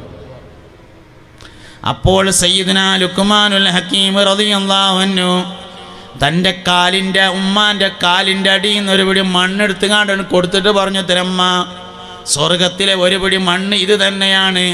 ലുക്മാൻ ഇന്ന് പണിക്ക് പോണില്ല, ഇന്ന് ലുക്മാൻ ജോലിക്ക് പോണില്ല. ലുക്മാൻ എന്നും ജോലിക്ക് പോയാലും ഉമ്മാക്ക് എന്തെങ്കിലും കൊണ്ടുവരാനാണ്. ഇന്ന് ചോദിച്ച സാധനം ഇവിടെ തന്നെ ഉണ്ട്, അതുകൊണ്ട് ലുക്മാൻ ഇന്ന് പണിക്ക് പോണില്ല എന്ന് പറഞ്ഞു. ആ മനുഷ്യൻ തൻ്റെ മകന് കൊടുത്ത ഉപദേശങ്ങൾ പറയാൻ പരിശുദ്ധ ഖുർആനിൽ ഒരു അധ്യായം കൊണ്ടുവന്നിട്ടുണ്ട്, സൂറത്തുൽ ലുക്മാൻ. എന്താ യോഗ്യത? നമ്മളൊക്കെ മക്കളെ ഉപദേശിക്കലുണ്ട്. ലോകത്ത് ഒരുപാട് മനുഷ്യന്മാർ മക്കൾക്ക് വയലുറന്ന് കൊടുക്കുന്നുണ്ട്, അതൊന്നും ഖുർആനിലില്ല. ഒരു മനുഷ്യൻ തൻ്റെ മകന് കൊടുത്ത ഉപദേശങ്ങൾ പറയാൻ വേണ്ടി പരിശുദ്ധ ഖുർആനിൽ ഒരു അധ്യായം കൊണ്ടുവന്നു, സൂറത്തുൽ ലുക്മാൻ. ആ മനുഷ്യൻ്റെ പ്രത്യേകത ഇതായിരുന്നു എന്ന് അദ്ദേഹത്തിൻ്റെ താരീഖിൽ കാണും. അതുകൊണ്ട് ഇടയ്ക്കിടെ ഉമ്മാനും വാപ്പാനും സന്ദർശിക്കണം. രാവിലെയും വൈകുന്നേരം പറ്റുമെങ്കിൽ അങ്ങനെ, ദിവസത്തിലൊരിക്കൽ അങ്ങനെ. ഒന്നരാട് എന്തായാലും വേണം, ആഴ്ചയിലൊരിക്കൽ വിളിക്കണം, അതിനായിട്ട് വരണം. ഒരു 8 ദിവസത്തെ ഒഴിവുണ്ട്, ഉമ്മാനൊന്ന് കാണാലോ എന്ന് കരുതിയിട്ട് അതിനായിട്ട് വരണം. ഗൾഫിൽ ചെന്നിട്ട് കുട്ടികളോടൊക്കെ എന്താ വർത്താനം എന്ന് ചോദിച്ചാൽ പറയും അൽഹംദുലില്ലാ സുഖമാണ് പറയും. ഫാമിലിക്കൊക്കെ സുഖമല്ലേ എന്ന് ചോദിച്ചാൽ പറയും അൽഹംദുലില്ലാ ഒക്കെ റാഹത്താണ്, ഫാമിലിയൊക്കെ ഇവിടെ ഉണ്ട് പറയും. ഉമ്മയൊക്കെ ഇവിടെ ഉണ്ടോ എന്ന് ചോദിച്ചാൽ പറയും ഇല്ല ഉമ്മ നാട്ടിലാണ് പറയും. ഓൻ്റെ ഫാമിലിയിൽ ഉമ്മ ഇല്ല എന്നാ ഓൻ്റെ വിചാരം. നിങ്ങൾക്ക് മനസ്സിലായില്ല. നമ്മളീ ഫാമിലി എന്ന് പറഞ്ഞാൽ പെണ്ണുങ്ങളും കുട്ടികളും ഓനും മാത്രമെന്നാണ് വിചാരിച്ചത്. ഒരു പക്ഷേ ഫാമിലി എന്ന പ്രയോഗത്തിന് സാങ്കേതികമായ അങ്ങനെ ആയിരിക്കും അർത്ഥം, എനിക്കറിയില്ല. ഏതായാലും നമ്മൾ ഉദ്ദേശിക്കുന്ന ഫാമിലി പറഞ്ഞാൽ ഉമ്മയും വാപ്പിയുണ്ട്. അപ്പോൾ അതുകൊണ്ട് മാതാപിതാക്കളെ ഇടയ്ക്കിടയ്ക്ക് സന്ദർശിക്കുക എന്നത് നമ്മൾ എപ്പോഴും ശീലമാക്കേണ്ട കാര്യം. അതാണ് മാതാപിതാക്കളും മക്കളും തമ്മിലുള്ള ബന്ധം സുദൃഢമാകുന്നതിന് ഏഴാമതായി ചെയ്യേണ്ടുന്ന കാര്യം. 8ാമത്തെ കാര്യം, മാതാപിതാക്കളിലൂടെ ചെന്നു ചേരുന്ന കുടുംബ ബന്ധങ്ങളെ ചേർക്കലാണ്. ഇമ്മാൻ്റെ ആൾക്കാർ, ബാപ്പാൻ്റെ ആൾക്കാർ, അങ്ങനെ മാതാപിതാക്കളിലൂടെ ചെന്ന് ചേരുന്ന കുടുംബ ബന്ധങ്ങൾ, അതിന് പ്രത്യേകമായ പരിഗണന കൊടുക്കുക. എൻ്റെ ഉമ്മാൻ്റെ ഉമ്മ, ഉമ്മാൻ്റെ അളായമ്മ, ഉമ്മാൻ്റെ വാപ്പ, വാപ്പാൻ്റെ വാപ്പ, വാപ്പാൻ്റെ അളാപ്പ, വാപ്പാൻ്റെ മൂത്താപ്പ, എൻ്റെ വാപ്പാൻ്റെ അമ്മൻ്റെ മോനാണത്. അങ്ങനെ മാതാപിതാക്കളിലൂടെ ചെന്ന് ചേരുന്ന കുടുംബങ്ങൾക്ക് പരിഗണന കൊടുക്കുക. അത് മാതാപിതാക്കളുമായിട്ടുള്ള ബന്ധം ഊട്ടിയുറക്കാൻ വളരെ അത്യാവശ്യമായിട്ടുള്ള കാര്യമാണ്. 9ാമത്തെ കാര്യം, മാതാപിതാക്കൾ മരണപ്പെട്ടാൽ അവരുടെ വസിയ്യത്തുകൾ നിറവേറ്റലാകുന്നു. വാപ്പാൻ്റെയും ഉമ്മാൻ്റെയും വസിയ്യത്ത് നിറവേറ്റാം. 10ാമത്തെ കാര്യം, വാപ്പ ഉമ്മ എന്ന ബോധം മരണം വരേക്കും നിലനിർത്തലാകുന്നു. അതായത് എൻ്റെ വാപ്പ എന്ന ബോധം എനിക്കുണ്ടായിരിക്കേണ്ടത് വാപ്പ മരിക്കുന്നത് വരെയല്ല, ഞാൻ മരിക്കണ വരെയാണ്. വാപ്പയായിരിക്കേണ്ടത് വാപ്പ മരിക്കോളല്ല, മകൻ മരിക്കോളാണ്. ഉമ്മയായിരിക്കേണ്ടത് ഉമ്മ മരിക്കുന്നത് വരെയല്ല, മകൻ മരിക്കുന്നത് വരെയാണ്. വാപ്പ ഉമ്മ എന്നീ ബോധങ്ങൾ മരണം വരേക്കും നിലനിർത്തിപ്പോരലാണ്. ഈ 10 കാര്യങ്ങൾ ജീവിതത്തിൽ സൂക്ഷിച്ചാൽ മാതാപിതാക്കളോടുള്ള ബന്ധം മക്കൾ കുറക്കും. അത് സ്വർഗത്തിലേക്കുള്ള വഴിയാണ്. ഇമ്മാനെയും അല്ലാഹു തആല സ്വർഗവുമായി ബന്ധപ്പെടുത്തിയിട്ടുണ്ട്. വാപ്പാനെയും മുത്തുനബി സല്ലല്ലാഹു അലൈഹി വസല്ലം സ്വർഗവുമായി ബന്ധപ്പെടുത്തിയിട്ടുണ്ട്. അൽ ജന്നത്തു തഹ്ത അഖ്ദാമിൽ ഉമ്മഹാത്ത്, ഉമ്മാനെ സ്വർഗമായിട്ട് ബന്ധപ്പെടുത്തി. അൽ വാലിദു ഔസതു അബ്വാബിൽ ജന്ന, വാപ്പാനെ സ്വർഗവുമായി ബന്ധപ്പെടുത്തി. ഇമ്മാനെയും മുത്തുനബി സ്വർഗവുമായി ബന്ധപ്പെടുത്തി. വാപ്പാനെയും പുണ്യനബി സല്ലല്ലാഹു അലൈഹി വസല്ലം സ്വർഗവുമായി ബന്ധപ്പെടുത്തി. ഇതാണ് വളരെ പ്രധാനപ്പെട്ട ഒരു ബന്ധം. ഇങ്ങൊരു ബന്ധമുണ്ട്, രക്തബന്ധം എന്ന് പറയുന്ന ബന്ധം. ജ്യേഷ്ഠന്മാർ, അഞ്ചന്മാർ, എളാപ്പാർ, മൂത്താപ്പാർ, കാരണന്മാർ, അമ്മമാർ, ഇങ്ങനെയുള്ള രക്തബന്ധം. ജ്യേഷ്ഠനും അനുജനും തമ്മിലും ഉണ്ടാത്തവരുണ്ടെങ്കിൽ നിർബന്ധമായും യൂസുഫ് നബിയുടെ കഥ വായിക്കണം എന്നാണ്. യൂസുഫ് നബി അലൈഹി ഇസ്ലാമിൻ്റെ കഥ ബുക്ക് വാങ്ങാൻ കിട്ടും. ബുക്ക് സ്റ്റാളിൽ പോയിട്ട് ചോദിച്ചാൽ മതി. ഏറിയ 25 റുപ്യ, ഏറിയ 25 റുപ്യ കിട്ടും. യൂസുഫ് നബിയുടെ കഥ ജ്യേഷ്ഠനും അഞ്ചനും ഉണ്ടാത്തവരുണ്ടെങ്കിൽ വായിക്കണം. പെരുന്നാൾക്ക് കൂടിയും പായസം കുടിക്കാൻ പോകാത്തവരുണ്ടെങ്കിൽ വായിക്കണം. കല്യാണം പറഞ്ഞിട്ടുകൂടിയും പോകാൻ തോന്നാത്തവരുണ്ടെങ്കിൽ വായിക്കണം യൂസുഫ് നബിയുടെ കഥ. സയ്യിദുന യൂസുഫ് അലൈഹിസ്സലാമിനെ തൻ്റെ ജ്യേഷ്ഠന്മാർ കിണറ്റിൽ കൊണ്ടുപോയിട്ടത് കൊല്ലാൻ തന്നെയായിരുന്നു. വള്ളിമ്മക്കൂടെ കയറിയിട്ട് മിസ്രിൽ പോയിട്ട് രാജാവായിക്കോട്ടെ എന്ന് കരുതിയിട്ട് അവിടെ കൊണ്ടേയിരുത്തിയതല്ല, കൊല്ലട്ടെ തന്നെയാണ്. മരിച്ചു എന്ന് ഉറപ്പുവരുത്താൻ വേണ്ടി കിണറിലേക്ക് ഇട്ടതിന് ശേഷം അവരൊരു പാറക്കല്ല് മേലെയും കൂടി ഇട്ടിട്ടുണ്ടായിരുന്നു. സയ്യിദുനാ ജിബ്രീൽ അലൈഹിസ്സലാം കിണറിലുള്ളത് കൊണ്ട് സയ്യിദുനാ ജിബ്രീൽ അലൈഹിസ്സലാം തടുത്തതാണ്. കച്ചവടം കഴിഞ്ഞ് മടങ്ങുന്ന യാത്രക്കാർ വെള്ളം കോരാൻ വേണ്ടി ബക്കറ്റ് ഇറക്കിയപ്പോൾ യൂസുഫ് നബി അതിലൂടെ കയറി രക്ഷപ്പെട്ടതാണ്. അങ്ങനെ മിസ്റിലെത്തിയതും കാലങ്ങളോളം ജയിലിൽ കിടന്ന് രാജാവായതുമാണ്. ജ്യേഷ്ഠന്മാർ കൊണ്ടുപോയിട്ട് കൊല്ലാൻ തന്നെ ഇരുന്നു. വാപ്പാനെ പറഞ്ഞ് പറ്റിച്ചിട്ട് കൊണ്ടുപോയി. പറ്റിച്ചു എന്ന് മാത്രമല്ല, യൂസുഫ് മരിച്ചു എന്ന് വാപ്പാനെ ബോധ്യപ്പെടുത്താൻ വേണ്ടി ആടിനെ അറുത്ത് അതിൻ്റെ ചോര യൂസുഫിൻ്റെ തുണിയിലും കുപ്പായത്തിലും തേച്ചു. വസ്ത്രം അയച്ചിട്ടാണ് യൂസുഫ് നബിനെ അവർ കിണറ്റിക്കിട്ടത്. എന്നിട്ട് ആ തുണിമയും കുപ്പായത്തുമയും ആടിനെ അറുത്തിട്ട് ചോര തേച്ചിട്ട് യൂസുഫിനെ ചെന്നായ പിടിച്ചതാണെന്ന് വാപ്പാട് പോയി പറഞ്ഞു. അങ്ങനെ പ്ലാൻ ചെയ്ത് കൊല്ലാൻ വേണ്ടി ചെയ്തത് തന്നെയാണ്. ആ ജ്യേഷ്ഠന്മാർ യൂസുഫ് നബി അലൈഹി ഇസ്ലാം മിസ്റിൽ രാജാവായിരിക്കുമ്പോൾ ഒരിക്കൽ മിസ്റിലേക്ക് വരുന്ന രംഗം യൂസുഫ് നബിയുടെ കഥയിലുണ്ട്. നഹ്നു നഖുസ്സു അലൈക അഹ്സനൽ ഖസസി ബിമാ ഔഹൈനാ, നബിയെ നിങ്ങൾക്ക് ഞാൻ വളരെ മനോഹരമായ ഒരു കഥ പറഞ്ഞു തരട്ടെയോ എന്ന് പരിശുദ്ധ ഖുർആൻ. യൂസുഫ് നബിയുടെ കഥ പറയാണ് അല്ലാഹു തആല ഖുർആനിൽ.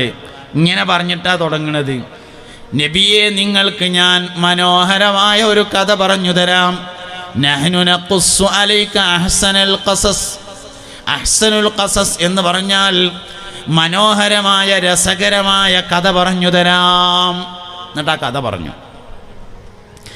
യൂസുഫ് നബി അലൈഹി ഇസ്ലാമിനെ കിണറ്റിലിട്ട ജ്യേഷ്ഠന്മാര് മഹാനായ യൂസുഫ് നബി മിസ്റിലെ രാജാവായിരിക്കുമ്പോൾ ഒരിക്കൽ കാണാൻ വേണ്ടി വന്നു. കിണറ്റിലിട്ട ജ്യേഷ്ഠന്മാർ വന്ന ദിവസം സയ്യിദുന യൂസുഫ് അലൈഹിസ്സലാം തൻ്റെ രാജസിംഹാസനത്തിൽ ഇരുന്നില്ല. ജ്യേഷ്ഠന്മാരെ ബഹുമാനിച്ചിട്ട്. ഏത് ജ്യേഷ്ഠന്മാർ? കിണറ്റിക്കിട്ടവര്. അതിനത്രയൊന്നും നമ്മളോട് ചെയ്തിട്ടില്ലല്ലോ. എന്നിട്ടെന്താ പെരുന്നാൾക്ക് പോയി പായസം കുടിക്കാത്തത്? കിണറ്റിക്കൊന്നിട്ടില്ലല്ലോ കൊല്ലാൻ വേണ്ടിയിട്ട്. എന്നിട്ട് എന്താ പെരുന്നാൾക്ക് പോയി പായസം കുടിക്കാത്തത്? അതുകൊണ്ട് കുടിക്കാൻ പോകാൻ തോന്നോളം യൂസുഫ് നബിയുടെ കഥ വായിക്കണം. ബുക്ക് വിലക്ക് വാങ്ങിക്കോളി, എന്നാലേ വായിച്ചാൻ പറ്റുള്ളൂ. ഒരു വട്ടം വായിച്ചാലൊന്നും ചിലപ്പോൾ നടന്നോണമെന്നില്ല. വായിക്കന്നെ ഉണ്ട്, വായിക്കന്നെ. അവസാനം കുറേണ്ട് വായിക്കുമ്പോൾ തോന്നുന്നു അപ്പം പോകും തന്നെ. ഒന്നും വിചാരിക്കണ്ട എന്ന് പോയി അസ്സലാമു അലൈക്കും ഒന്നും വിചാരിക്കണ്ട കേട്ടോ എന്ന് പോയി പറഞ്ഞാൽ മതി, വേറെ കുഴപ്പമില്ല. ജ്യേഷ്ഠനും അഞ്ജനും ഉണ്ടാത്തവരുണ്ടെങ്കിൽ യൂസുഫ് നബിനെ വായിക്കണം അലൈഹിസ്സലാം. നൈൽ നദിയുടെ മറുകരയിൽ താമസിക്കുന്ന ആൾക്കാർ ഒരു ദിവസം മൂപ്പരോട് വന്നിട്ട് പറഞ്ഞു, നിങ്ങൾ കുറച്ചാൽ ഞങ്ങളുടെ നാട്ടിലൊന്ന് വന്ന് പാർക്കുമെന്ന് ചോദിച്ചു. യൂസുഫ് നബി ചോദിച്ചു, അപ്പോൾ എന്തിനാ നിങ്ങളെ നാട്ടിൽ പാർക്കണമെന്ന് ചോദിച്ചു. അല്ല, നിങ്ങളവിടെ വന്ന് കുറച്ചാലും പാർത്താൽ അവിടെ എല്ലാവർക്കും നല്ലോണം പൈസ ഉണ്ടാവും എന്നാണ് ഞങ്ങളെ വിചാരം എന്ന് പറഞ്ഞു. മൂപ്പര് പറഞ്ഞു, എന്നെക്കൊണ്ട് അങ്ങനെ ഒരു കാര്യം ഉണ്ടെങ്കിൽ ആയിക്കോട്ടെ ഞാൻ വരാറുന്നു. അങ്ങനെ പോയി പാർത്തു. ഓൽക്ക് പൈസ ഉണ്ടായി. നൈലിൻ്റെ മറുകരയിലുള്ള ആളുകൾക്ക് മടങ്ങിപ്പോരുന്നതിൻ്റെ മുമ്പാണ് സയ്യിദുന യൂസുഫ് അലൈഹി ഇസ്ലാം നൈലിൻ്റെ മറുകരയിൽ വെച്ചാണ് വഫാത്തായിട്ടുള്ളത്. എന്താ പ്രത്യേകത? കിണറ്റിക്കിട്ട കാരണന്മാർ വന്നന്ന് മൂപ്പര് കസാലയിൽ ഇരുന്നില്ല എന്നുള്ളത് തന്നെ. സയ്യിദുന യൂസുഫ് അലൈഹിസ്സലാം തന്നെ സംഗതി. അതുകൊണ്ട് ബന്ധങ്ങൾക്ക് വലിയ പ്രാധാന്യം കൊടുക്കണം. രക്തബന്ധം വളരെ പ്രധാനപ്പെട്ടതാണ്. എല്ലാ ബന്ധവും അങ്ങനെ തന്നെയാണ്. അയൽപക്ക ബന്ധം. മുസ്തഫ നബി സല്ലല്ലാഹു അലൈഹി വസല്ലം അയൽവാസികളെ പറ്റിയിട്ട് ഇങ്ങനെ പറഞ്ഞ് അവസാനം അയൽവാസികൾക്ക് സമ്പത്തിൽ അനന്തരം നൽകണമെന്ന് നബി തങ്ങൾ പറയുമോ എന്ന് ഞങ്ങൾക്ക് തോന്നി എന്ന് സ്വഹാബത്ത് റളിയല്ലാഹു അൻഹു. ഗുരുശിഷ്യ ബന്ധം വളരെ പ്രധാനപ്പെട്ടതാണ്. എല്ലാ ബന്ധവും അങ്ങനെ തന്നെ. ബഹുമാനപ്പെട്ട സയ്യിദുന അബൂ ഹനീഫത്ത് നുഅ്മാൻ റളിയല്ലാഹു അൻഹു, 4 മദ്ഹബിൽ ഒന്നിൻ്റെ ഇമാമായ ഇമാം അബൂ ഹനീഫ റളിയല്ലാഹു അൻഹു, സയ്യിദുന അബൂ ഹനീഫത്ത് അൽ കൂഫി റളിയല്ലാഹു അൻഹു തൻ്റെ ഉസ്താദിൻ്റെ വീടിന് നേരെ കാൽ നീട്ടിയിരുന്നില്ല എന്നാണ്. ഉസ്താദിൻ്റെ പേരൻ്റെ നേരെ, ഉസ്താദിൻ്റെ നേരല്ല. മഹാനായ അബൂ ഹനീഫ ഇമാമിൻ്റെ വീട് കഴിഞ്ഞിട്ട് 7 വീടുകൾക്കപ്പുറത്തായിരുന്നു ഉസ്താദിൻ്റെ വീടുണ്ടായിരുന്നത്. മൂപ്പര പെരയിലിരുന്നിട്ട് ഉസ്താദിൻ്റെ പേരൻ്റെ നേരക്ക് കാല് കിട്ടിയിരുന്നില്ല സയ്യിദുന അബൂ ഹനീഫ റളിയല്ലാഹു അൻഹു. എന്തുകൊണ്ടേ ഓലൊക്കെ വലുതായത്? എന്തുകൊണ്ടേ ഓല് വലിയ ആൾക്കാരായത്? ഇങ്ങനത്തെ കാര്യങ്ങൾ കൊണ്ടാണ് വലുതായത്. അതുകൊണ്ട് ഗുരുശിഷ്യ ബന്ധം വളരെ പ്രധാനപ്പെട്ടതാണ്. എല്ലാ ബന്ധങ്ങൾക്കും വലിയ പ്രാധാന്യം നൽകണം. സ്വർഗാവകാശികൾ പരസ്പരം ബന്ധമാണെന്നാണ്. മകനായതുകൊണ്ട് ബന്ധു ആവൂല എന്ന് ഖുർആനിലുണ്ട്. മകനായതുകൊണ്ട് ബന്ധു ആവൂല. ബന്ധു ആവണമെങ്കിൽ സ്വാലിഹിൻ്റെ ബന്ധു സ്വാലിഹും ഫാസിക്കിൻ്റെ ബന്ധു ബാസിക്കും മുഅ്മിനിൻ്റെ ബന്ധു മുഅ്മിനുമാണ്. എവിടെയുണ്ട്? നൂഹ് നബിയുടെ കഥയിലുണ്ട് പരിശുദ്ധ ഖുർആനിൽ. നൂഹ് നബി അലൈഹി ഇസ്ലാമിൻ്റെ കാലത്ത് വെള്ളപ്പൊക്കം ഉണ്ടായി. എല്ലാവരും കപ്പലിൽ കയറി. നൂഹ് നബി അലൈഹി ഇസ്ലാമിൻ്റെ മകൻ മാത്രം കയറിയില്ല. അവസാനം സയ്യിദുനാ നൂഹ് അലൈഹി ഇസ്ലാമും വിശ്വസിച്ച ആൾക്കാരും കപ്പലിൽ കയറിയിട്ട് ഒഴുകി നടന്നു. ആകാശത്ത് നിന്ന് മഴ വർഷിച്ചു. ഭൂമിയിൽ നിന്ന് രക്തം ഉറവ പൊട്ടി. അങ്ങനെ തിരമാലകൾ വാപ്പാൻ്റെയും മകൻ്റെയും ഇടയിൽ മറയിട്ടു. വഹാല ബൈനഹുമൽ മൗജു ഫകാന മിനൽ മുഗ്റഖീൻ. തിരമാലകൾ വാപ്പാൻ്റെയും മകൻ്റെയും ഇടയിൽ മറയിടുകയും അങ്ങനെ മകൻ മുങ്ങി മരിക്കുകയും ചെയ്തു. കപ്പലിൽ നിന്ന് ഇറങ്ങിയ നൂഹ് നബി അലൈഹിസ്സലാം അള്ളാഹുവിനോട് തൻ്റെ മകൻ്റെ കാര്യത്തിൽ പരാതി പറഞ്ഞപ്പോൾ, സങ്കടം പറഞ്ഞപ്പോൾ അള്ളാഹു പറഞ്ഞു, ഇന്നഹു ലൈസ മിൻ അഹ്ലിക നൂഹേ, അവൻ എൻ്റെ കുടുംബമല്ലല്ലോ എന്ന് പറഞ്ഞു. എന്തിനാ അവൻ്റെ കാര്യത്തിൽ ഇത് സങ്കടപ്പെടുന്നത്? നൂഹേ, ഇന്നഹു ലൈസ മിൻ അഹ്ലിക, അവൻ നിൻ്റെ കുടുംബമല്ലല്ലോ. ഇന്നഹു അമലുൻ ഗൈറു സ്വാലിഹ്, അവൻ സൽക്കർമ്മം പ്രവർത്തിക്കാത്തവനല്ലേ എന്ന് പരിശുദ്ധ ഖുർആൻ സൂറത്ത് ഹൂദിലുണ്ട്. ഇന്നഹു ലൈസ മിൻ അഹ്ലിക ഇന്നഹു അമലുൻ ഗൈറു സ്വാലിഹ് ഫലാ തസ്അൽനി മാ ലൈസ ലക ബിഹി ഇൽം ഇന്നി അഹ്ദുക അൻ തകുന മിനൽ ജാഹിലീൻ. ഫലാ തസ്അൽനി, നൂഹേ നീ എന്നോട് ചോദിക്കരുത്, മാ ലൈസ ലക ബിഹി ഇൽമുൻ, വിവരമില്ലാത്തത് പറയരുതേ. അവൻ നിന്റെ കുടുംബമല്ല, അവൻ സൽക്കർമ്മം പ്രവർത്തിക്കുന്നവനല്ല, അവൻ ദുഷ്കർമ്മം പ്രവർത്തിക്കുന്നവനാണ്. സ്വന്തം മകനെ പറ്റിയിട്ടാണ് ഈ പറഞ്ഞത്. ഓ എൻ്റെ കുടുംബക്കാരനല്ല, ഓ സൽക്കർമ്മം ചെയ്യുന്ന ആളല്ലല്ലോ. സ്വാലിഹിൻ്റെ ബന്ധം സ്വാലിഹിനേറ്റാണ്. സ്വർഗത്തിലേക്ക് ഒറ്റക്ക് പോകാൻ കഴിയൂല എന്നാണ്. സ്വർഗത്തിലേക്ക് കൂട്ടമാണ്. ഒറ്റക്ക് നരകത്തേക്ക് പോകാൻ കഴിയും, സ്വർഗത്തിലേക്ക് കൂട്ടാണ്. പരിശുദ്ധ ഖുർആനിൽ വൽ ഫജ്രി സൂറത്തിൻ്റെ അവസാനമുണ്ട്, ഫദ്ഖുലി ഫീ ഇബാദി വദ്ഖുലി ജന്നതി. വെയിലത്തൊന്ന് മാറിയിരിക്കും, ഇങ്ങോട്ട് ആ കസാല എടുത്ത് ഇങ്ങോട്ട് ഇരിക്കും. ആടിട്ടോ.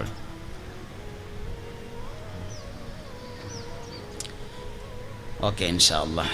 അല്ലാഹു സുബ്ഹാനഹു വ തആല നമ്മളൊക്കെ നല്ല മനുഷ്യന്മാരിൽ ഉൾപ്പെടുത്തട്ടെ. നിഴലും വെയിലും ഒരുമിച്ച് കൂടുന്ന സ്ഥലത്ത് ഇരിക്കാൻ പാടില്ല എന്നാണ്. അത് പിശാച്ചിൻ്റെ മക്കാമാണെന്ന്. നിഴലും വെയിലും കൂടി ഒരുമിച്ച് കൂടുന്ന സ്ഥലം. അപ്പോൾ അതുകൊണ്ട് അങ്ങനത്തെ നിന്നൊക്കെ മാറിയിരിക്കണം. സ്കൂളിലോ മദ്രസയിലൊക്കെ ആണെങ്കിൽ കുട്ടികളെ അങ്ങനത്തെ സ്ഥലത്തു നിന്ന് മാറ്റിയിരുത്തണം എവിടെയാണെങ്കിലും. അല്ലാഹുവിനെ ആഫിയ ഇൽമ തരട്ടെ, സന്തോഷത്തിലും റാഹത്തിലും ആക്കി തരട്ടെ. അപ്പോൾ സ്വാലിഹായ മനുഷ്യൻ്റെ ബന്ധു എന്ന് പറയുന്നത് സ്വാലിഹായ മനുഷ്യനാണ്. കാഫിറിൻ്റെ ബന്ധു കാഫിറാണ്. മുഅ്മിൻ്റെ ബന്ധു മുഅ്മിനാണ്.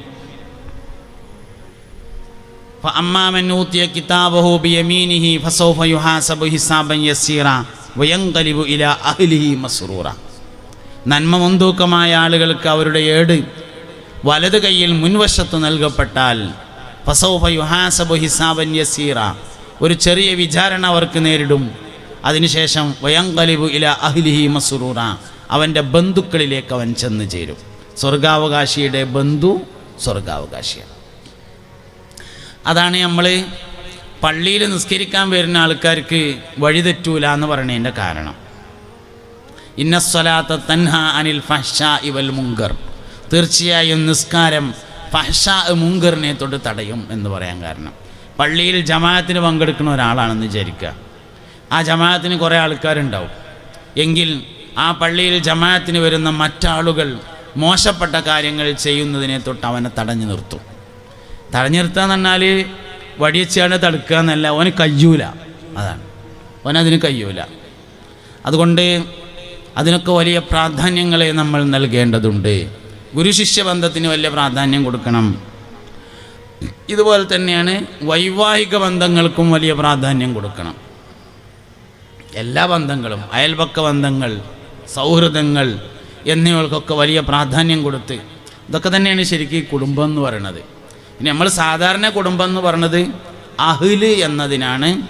ഖു അൻഫുസക്കും വ അഹ്ലീക്കും നാറ എന്ന് പറഞ്ഞ അഹ്ല്, അതിൽ വരുന്നത് ഭാര്യയും മക്കളും ഭർത്താവും. നിങ്ങൾ അതിൽ ഒന്നാമത് വരിക ഭാര്യയും ഭർത്താവുമാണ്. അതായത് സ്വർഗത്തിലെല്ലാവരും ഭാര്യയും ഭർത്താവുമായിട്ടാണ് കഴിയുക. മക്കളുണ്ടാവില്ല എന്നാണ്. മക്കൾ വേറെ ആയിരിക്കും. പെൺകുട്ടികളൊക്കെ ഓലെ പുതിയാപ്പൻ്റെ ഒപ്പം കെട്ടിച്ചു കൊടുത്ത്, ആൺകുട്ടികളൊപ്പം ഒക്കെ ഓലെ പെണ്ണുങ്ങളൊപ്പം ഒക്കെ വേറെയാണ്. ഭാര്യയും ഭർത്താവുമായിട്ടാണ്. എവിടെ ഉണ്ട്? സൂറത്തു യാസീനിലുണ്ട്. ഹും വ അസ്വാജുഹും ഫീ ളിലാലിൻ അലൽ അറായിക്കി മുത്തക്കിഊൻ. അവരും അവരുടെ ഇണകളും സ്വർഗത്തിലെ മരത്തിൻ്റെ താഴ്ഭാഗത്ത് ചാരുകട്ടിലിൽ ചെരിഞ്ഞിരിക്കുന്നതാണ് എന്ന് പറഞ്ഞിട്ടുണ്ട്. അപ്പോൾ സ്വർഗത്തിൽ ഭാര്യയും ഭർത്താവുമാണ്. അതാണ് അഹ്ലി എന്നതിൻ്റെ ഒന്നാമത്തെ അർത്ഥം. അപ്പോൾ അതുകൊണ്ട് എല്ലാവരും തൻ്റെ അഹ്ലിനെ സംരക്ഷിക്കണം നരകത്തെ തൊട്ട് എന്ന് പറഞ്ഞതിന് ഒന്നാമത് നൽകിയിട്ടുള്ള അർത്ഥം ഭാര്യ ഭർത്താവിനെയും ഭർത്താവ് ഭാര്യയെയും നരകത്തെ തൊട്ട് സംരക്ഷിക്കണം എന്നാണ്. ഈ ബോധത്തിൽ നിന്ന് കുറേ കാര്യങ്ങൾ ഉണ്ടാവുന്നതാണ്. ഭർത്താവ് സുബഹിക്ക് നീച്ചില്ലെങ്കിൽ ഭാര്യയ്ക്ക് സങ്കടം വരും. ഒരു വക്ത് നിസ്കാരം നഷ്ടപ്പെട്ടാൽ അതിൻ്റെ പേരിൽ 50,000, വേറെ അഭിപ്രായത്തിൽ 80,000 കൊല്ലം പരസ്പരം കാണാതിരിക്കേണ്ടി വരുമെന്നാണ്. ഭാര്യൻ്റെ ഒരു നിസ്കാരം നഷ്ടപ്പെട്ടു സുബഹി, എന്നാൽ ഭാര്യയും ഭർത്താവും ഒരു വക്ത് നിസ്കാരത്തിൻ്റെ പേരിൽ 50,000 കൊല്ലം മഹ്ശറയിൽ കാണാതിരിക്കുമെന്നാണ്. 5 കൊല്ലം കാണാതിരിക്കാൻ പറ്റാത്തതുകൊണ്ടാണ് ഫാമിലീസ് എടുത്ത് കൊണ്ടുപോകുന്നത്. അങ്ങനത്തെ ആൾക്കാർ 50,000 കൊല്ലം കാണാതിരിക്കേണ്ടി വരും. അപ്പം നമുക്ക് സങ്കടം വരും. പഠിച്ചോനെ അങ്ങനെ ഉണ്ട്. അപ്പോൾ വിളിക്കാൻ തോന്നും. ഇന്നിപ്പോൾ പെരയിൽ എന്താ വെച്ചാൽ കാരണന്മാരൊക്കെ സുബഹിക്ക് നീച്ചും, പക്ഷേ ഇളകോതെ നീച്ച് ലൈറ്റിടോതെ പള്ളിയൊക്കെ പോയി അങ്ങനെയൊന്നും ചെയ്യണ്ട. Bank കൊടുക്കണവരെയൊക്കെ okay. തഹജ്ജുദിൻ്റെ നേരത്തൊക്കെ പിന്നെ ഇനിയിപ്പോൾ എല്ലാവരും കൂടി വിളിച്ചോണ്ടണ്ട. ബാങ്ക് കൊടുത്താൽ വിളിക്കണം, എല്ലാ ലൈറ്റും ഇടണം, വിളിക്കണം. അങ്ങനത്തെ ശീലം കൊണ്ടുവരണം. ഒക്കെ തന്നെ നല്ല പ്രധാനപ്പെട്ട കാര്യങ്ങൾ പറഞ്ഞു. അപ്പോൾ അതുകൊണ്ട് ഇവിടെ നമ്മൾ വളരെ പ്രധാനപ്പെട്ട ഒരു കുടുംബസംഗമം സംഘടിപ്പിച്ചിരിക്കുകയാണ്. ഈ കുടുംബസംഘം പല അർത്ഥത്തിലും നടത്തലുണ്ട്. തെക്കേതിലെ കുടുംബസംഗമം, വടക്കേതിലെ കുടുംബസംഗമം, പടിഞ്ഞാറയിലെ കുടുംബസംഗമം, അങ്ങനെയൊക്കെ ഉണ്ടാവും. മേലേതിലെ കുടുംബസംഗമം, താഴത്തേതിൽ കുടുംബസംഗമം, നടുവിലെ കുടുംബസംഗമം എന്നൊക്കെ പറഞ്ഞിട്ട് അങ്ങനെ കുറേ ഉണ്ടാവും. ഇതും അങ്ങനെയല്ല. ഇതിപ്പോൾ ഈ പ്രദേശത്തെ നമ്മളെ മദ്രസയിൽ പഠിച്ച ആളുകളുടെ കുടുംബങ്ങളുടെ ഒരു സംഗമം. അതൊരു കുടുംബം തന്നെയാണ്. എല്ലാ ബന്ധങ്ങളും എല്ലാ കുടുംബങ്ങളും എല്ലാ കൂടിച്ചേരലുകളും സ്വർഗത്തിലേക്കായി മാറണം. അപ്പോഴാണ് വിജയം എന്ന് പറഞ്ഞത്. ഈ ഒത്തൊരുമിക്കലൊക്കെ ഇതിനേക്കാൾ സന്തോഷകരമായ തരത്തിൽ, ഇതിനേക്കാൾ നല്ല സൗകര്യങ്ങളിൽ, ഇതിനേക്കാൾ നല്ല പായസവും കുടിച്ച്, ഇതിനേക്കാൾ നല്ല പന്തലിൽ സ്വർഗം എന്ന് പറയുന്നതിലെ ഏറ്റവും ഉന്നതമായ ഫിർദൗസിൽ ഒരുമിച്ച് കൂടാൻ ഉപകാരപ്പെടണം. അപ്പോഴാണ് നമ്മൾ ധന്യമാകുന്നത്. അല്ലാഹു റബ്ബുൽ ഇസ്സത്ത് തൗഫീക്ക് നൽകട്ടെ. ഒരു ഫാത്തിഹ എല്ലാവരും ഓതി. അൽ ഫാത്തിഹ. അഊദു ബില്ലാഹി മിനശ് ശൈത്വാനിർ റജീം. ബിസ്മില്ലാഹിർ റഹ്മാനിർ റഹീം. അൽഹംദുലില്ലാഹി റബ്ബിൽ ആലമീൻ. അർറഹ്മാനിർ റഹീം. മാലികി യൗമിദ്ദീൻ. ഇയ്യാക നഅ്ബുദു വ ഇയ്യാക നസ്തഈൻ. ഇഹ്ദിനസ് സിറാത്തൽ മുസ്തഖീം. സിറാത്തൽ ലദീന അൻഅംത അലൈഹിം ഗൈറിൽ മഗ്ദൂബി അലൈഹിം വലദ്ദാല്ലീൻ. ആമീൻ. നിങ്ങൾക്ക് നിർത്താനായിട്ടുണ്ടാവില്ല, നിങ്ങൾ നേരം വൈകി വന്നതല്ലേ, ഞാൻ നേരത്തെ വന്നതാണേ. അതുകൊണ്ട് ആമീൻ പറയും എല്ലാവരും. അൽഹംദുലില്ലാഹി റബ്ബിൽ ആലമീൻ. അല്ലാഹുമ്മ സ്വല്ലി അലാ റസൂലിക സയ്യിദിനാ മുഹമ്മദിൻ വഅലാ ആലി മുഹമ്മദ്. അല്ലാഹുവേ, ഞങ്ങൾ പറഞ്ഞതും കേട്ടതും സ്വാലിഹായ അമലാഹി കബൂലാക്കണേ റഹ്മാനെ. അറിഞ്ഞും അറിയാതെയും ഞങ്ങളിന്ന് വന്നുപോയ എല്ലാ ചെറുതും വലുതുമായ തെറ്റുകുറ്റങ്ങളെ ഞങ്ങൾക്ക് നീ വിട്ടുപുറത്ത് മാഫാക്കണേ അല്ലാ. പടച്ചോനെ, സ്വർഗത്തിലെ ഫിർദൗസിൽ ഒരുമിച്ച് കൂടാൻ ഈ സംഗമം ഞങ്ങൾക്ക് നീ ഒരു സബബാക്കണേ അല്ലാ.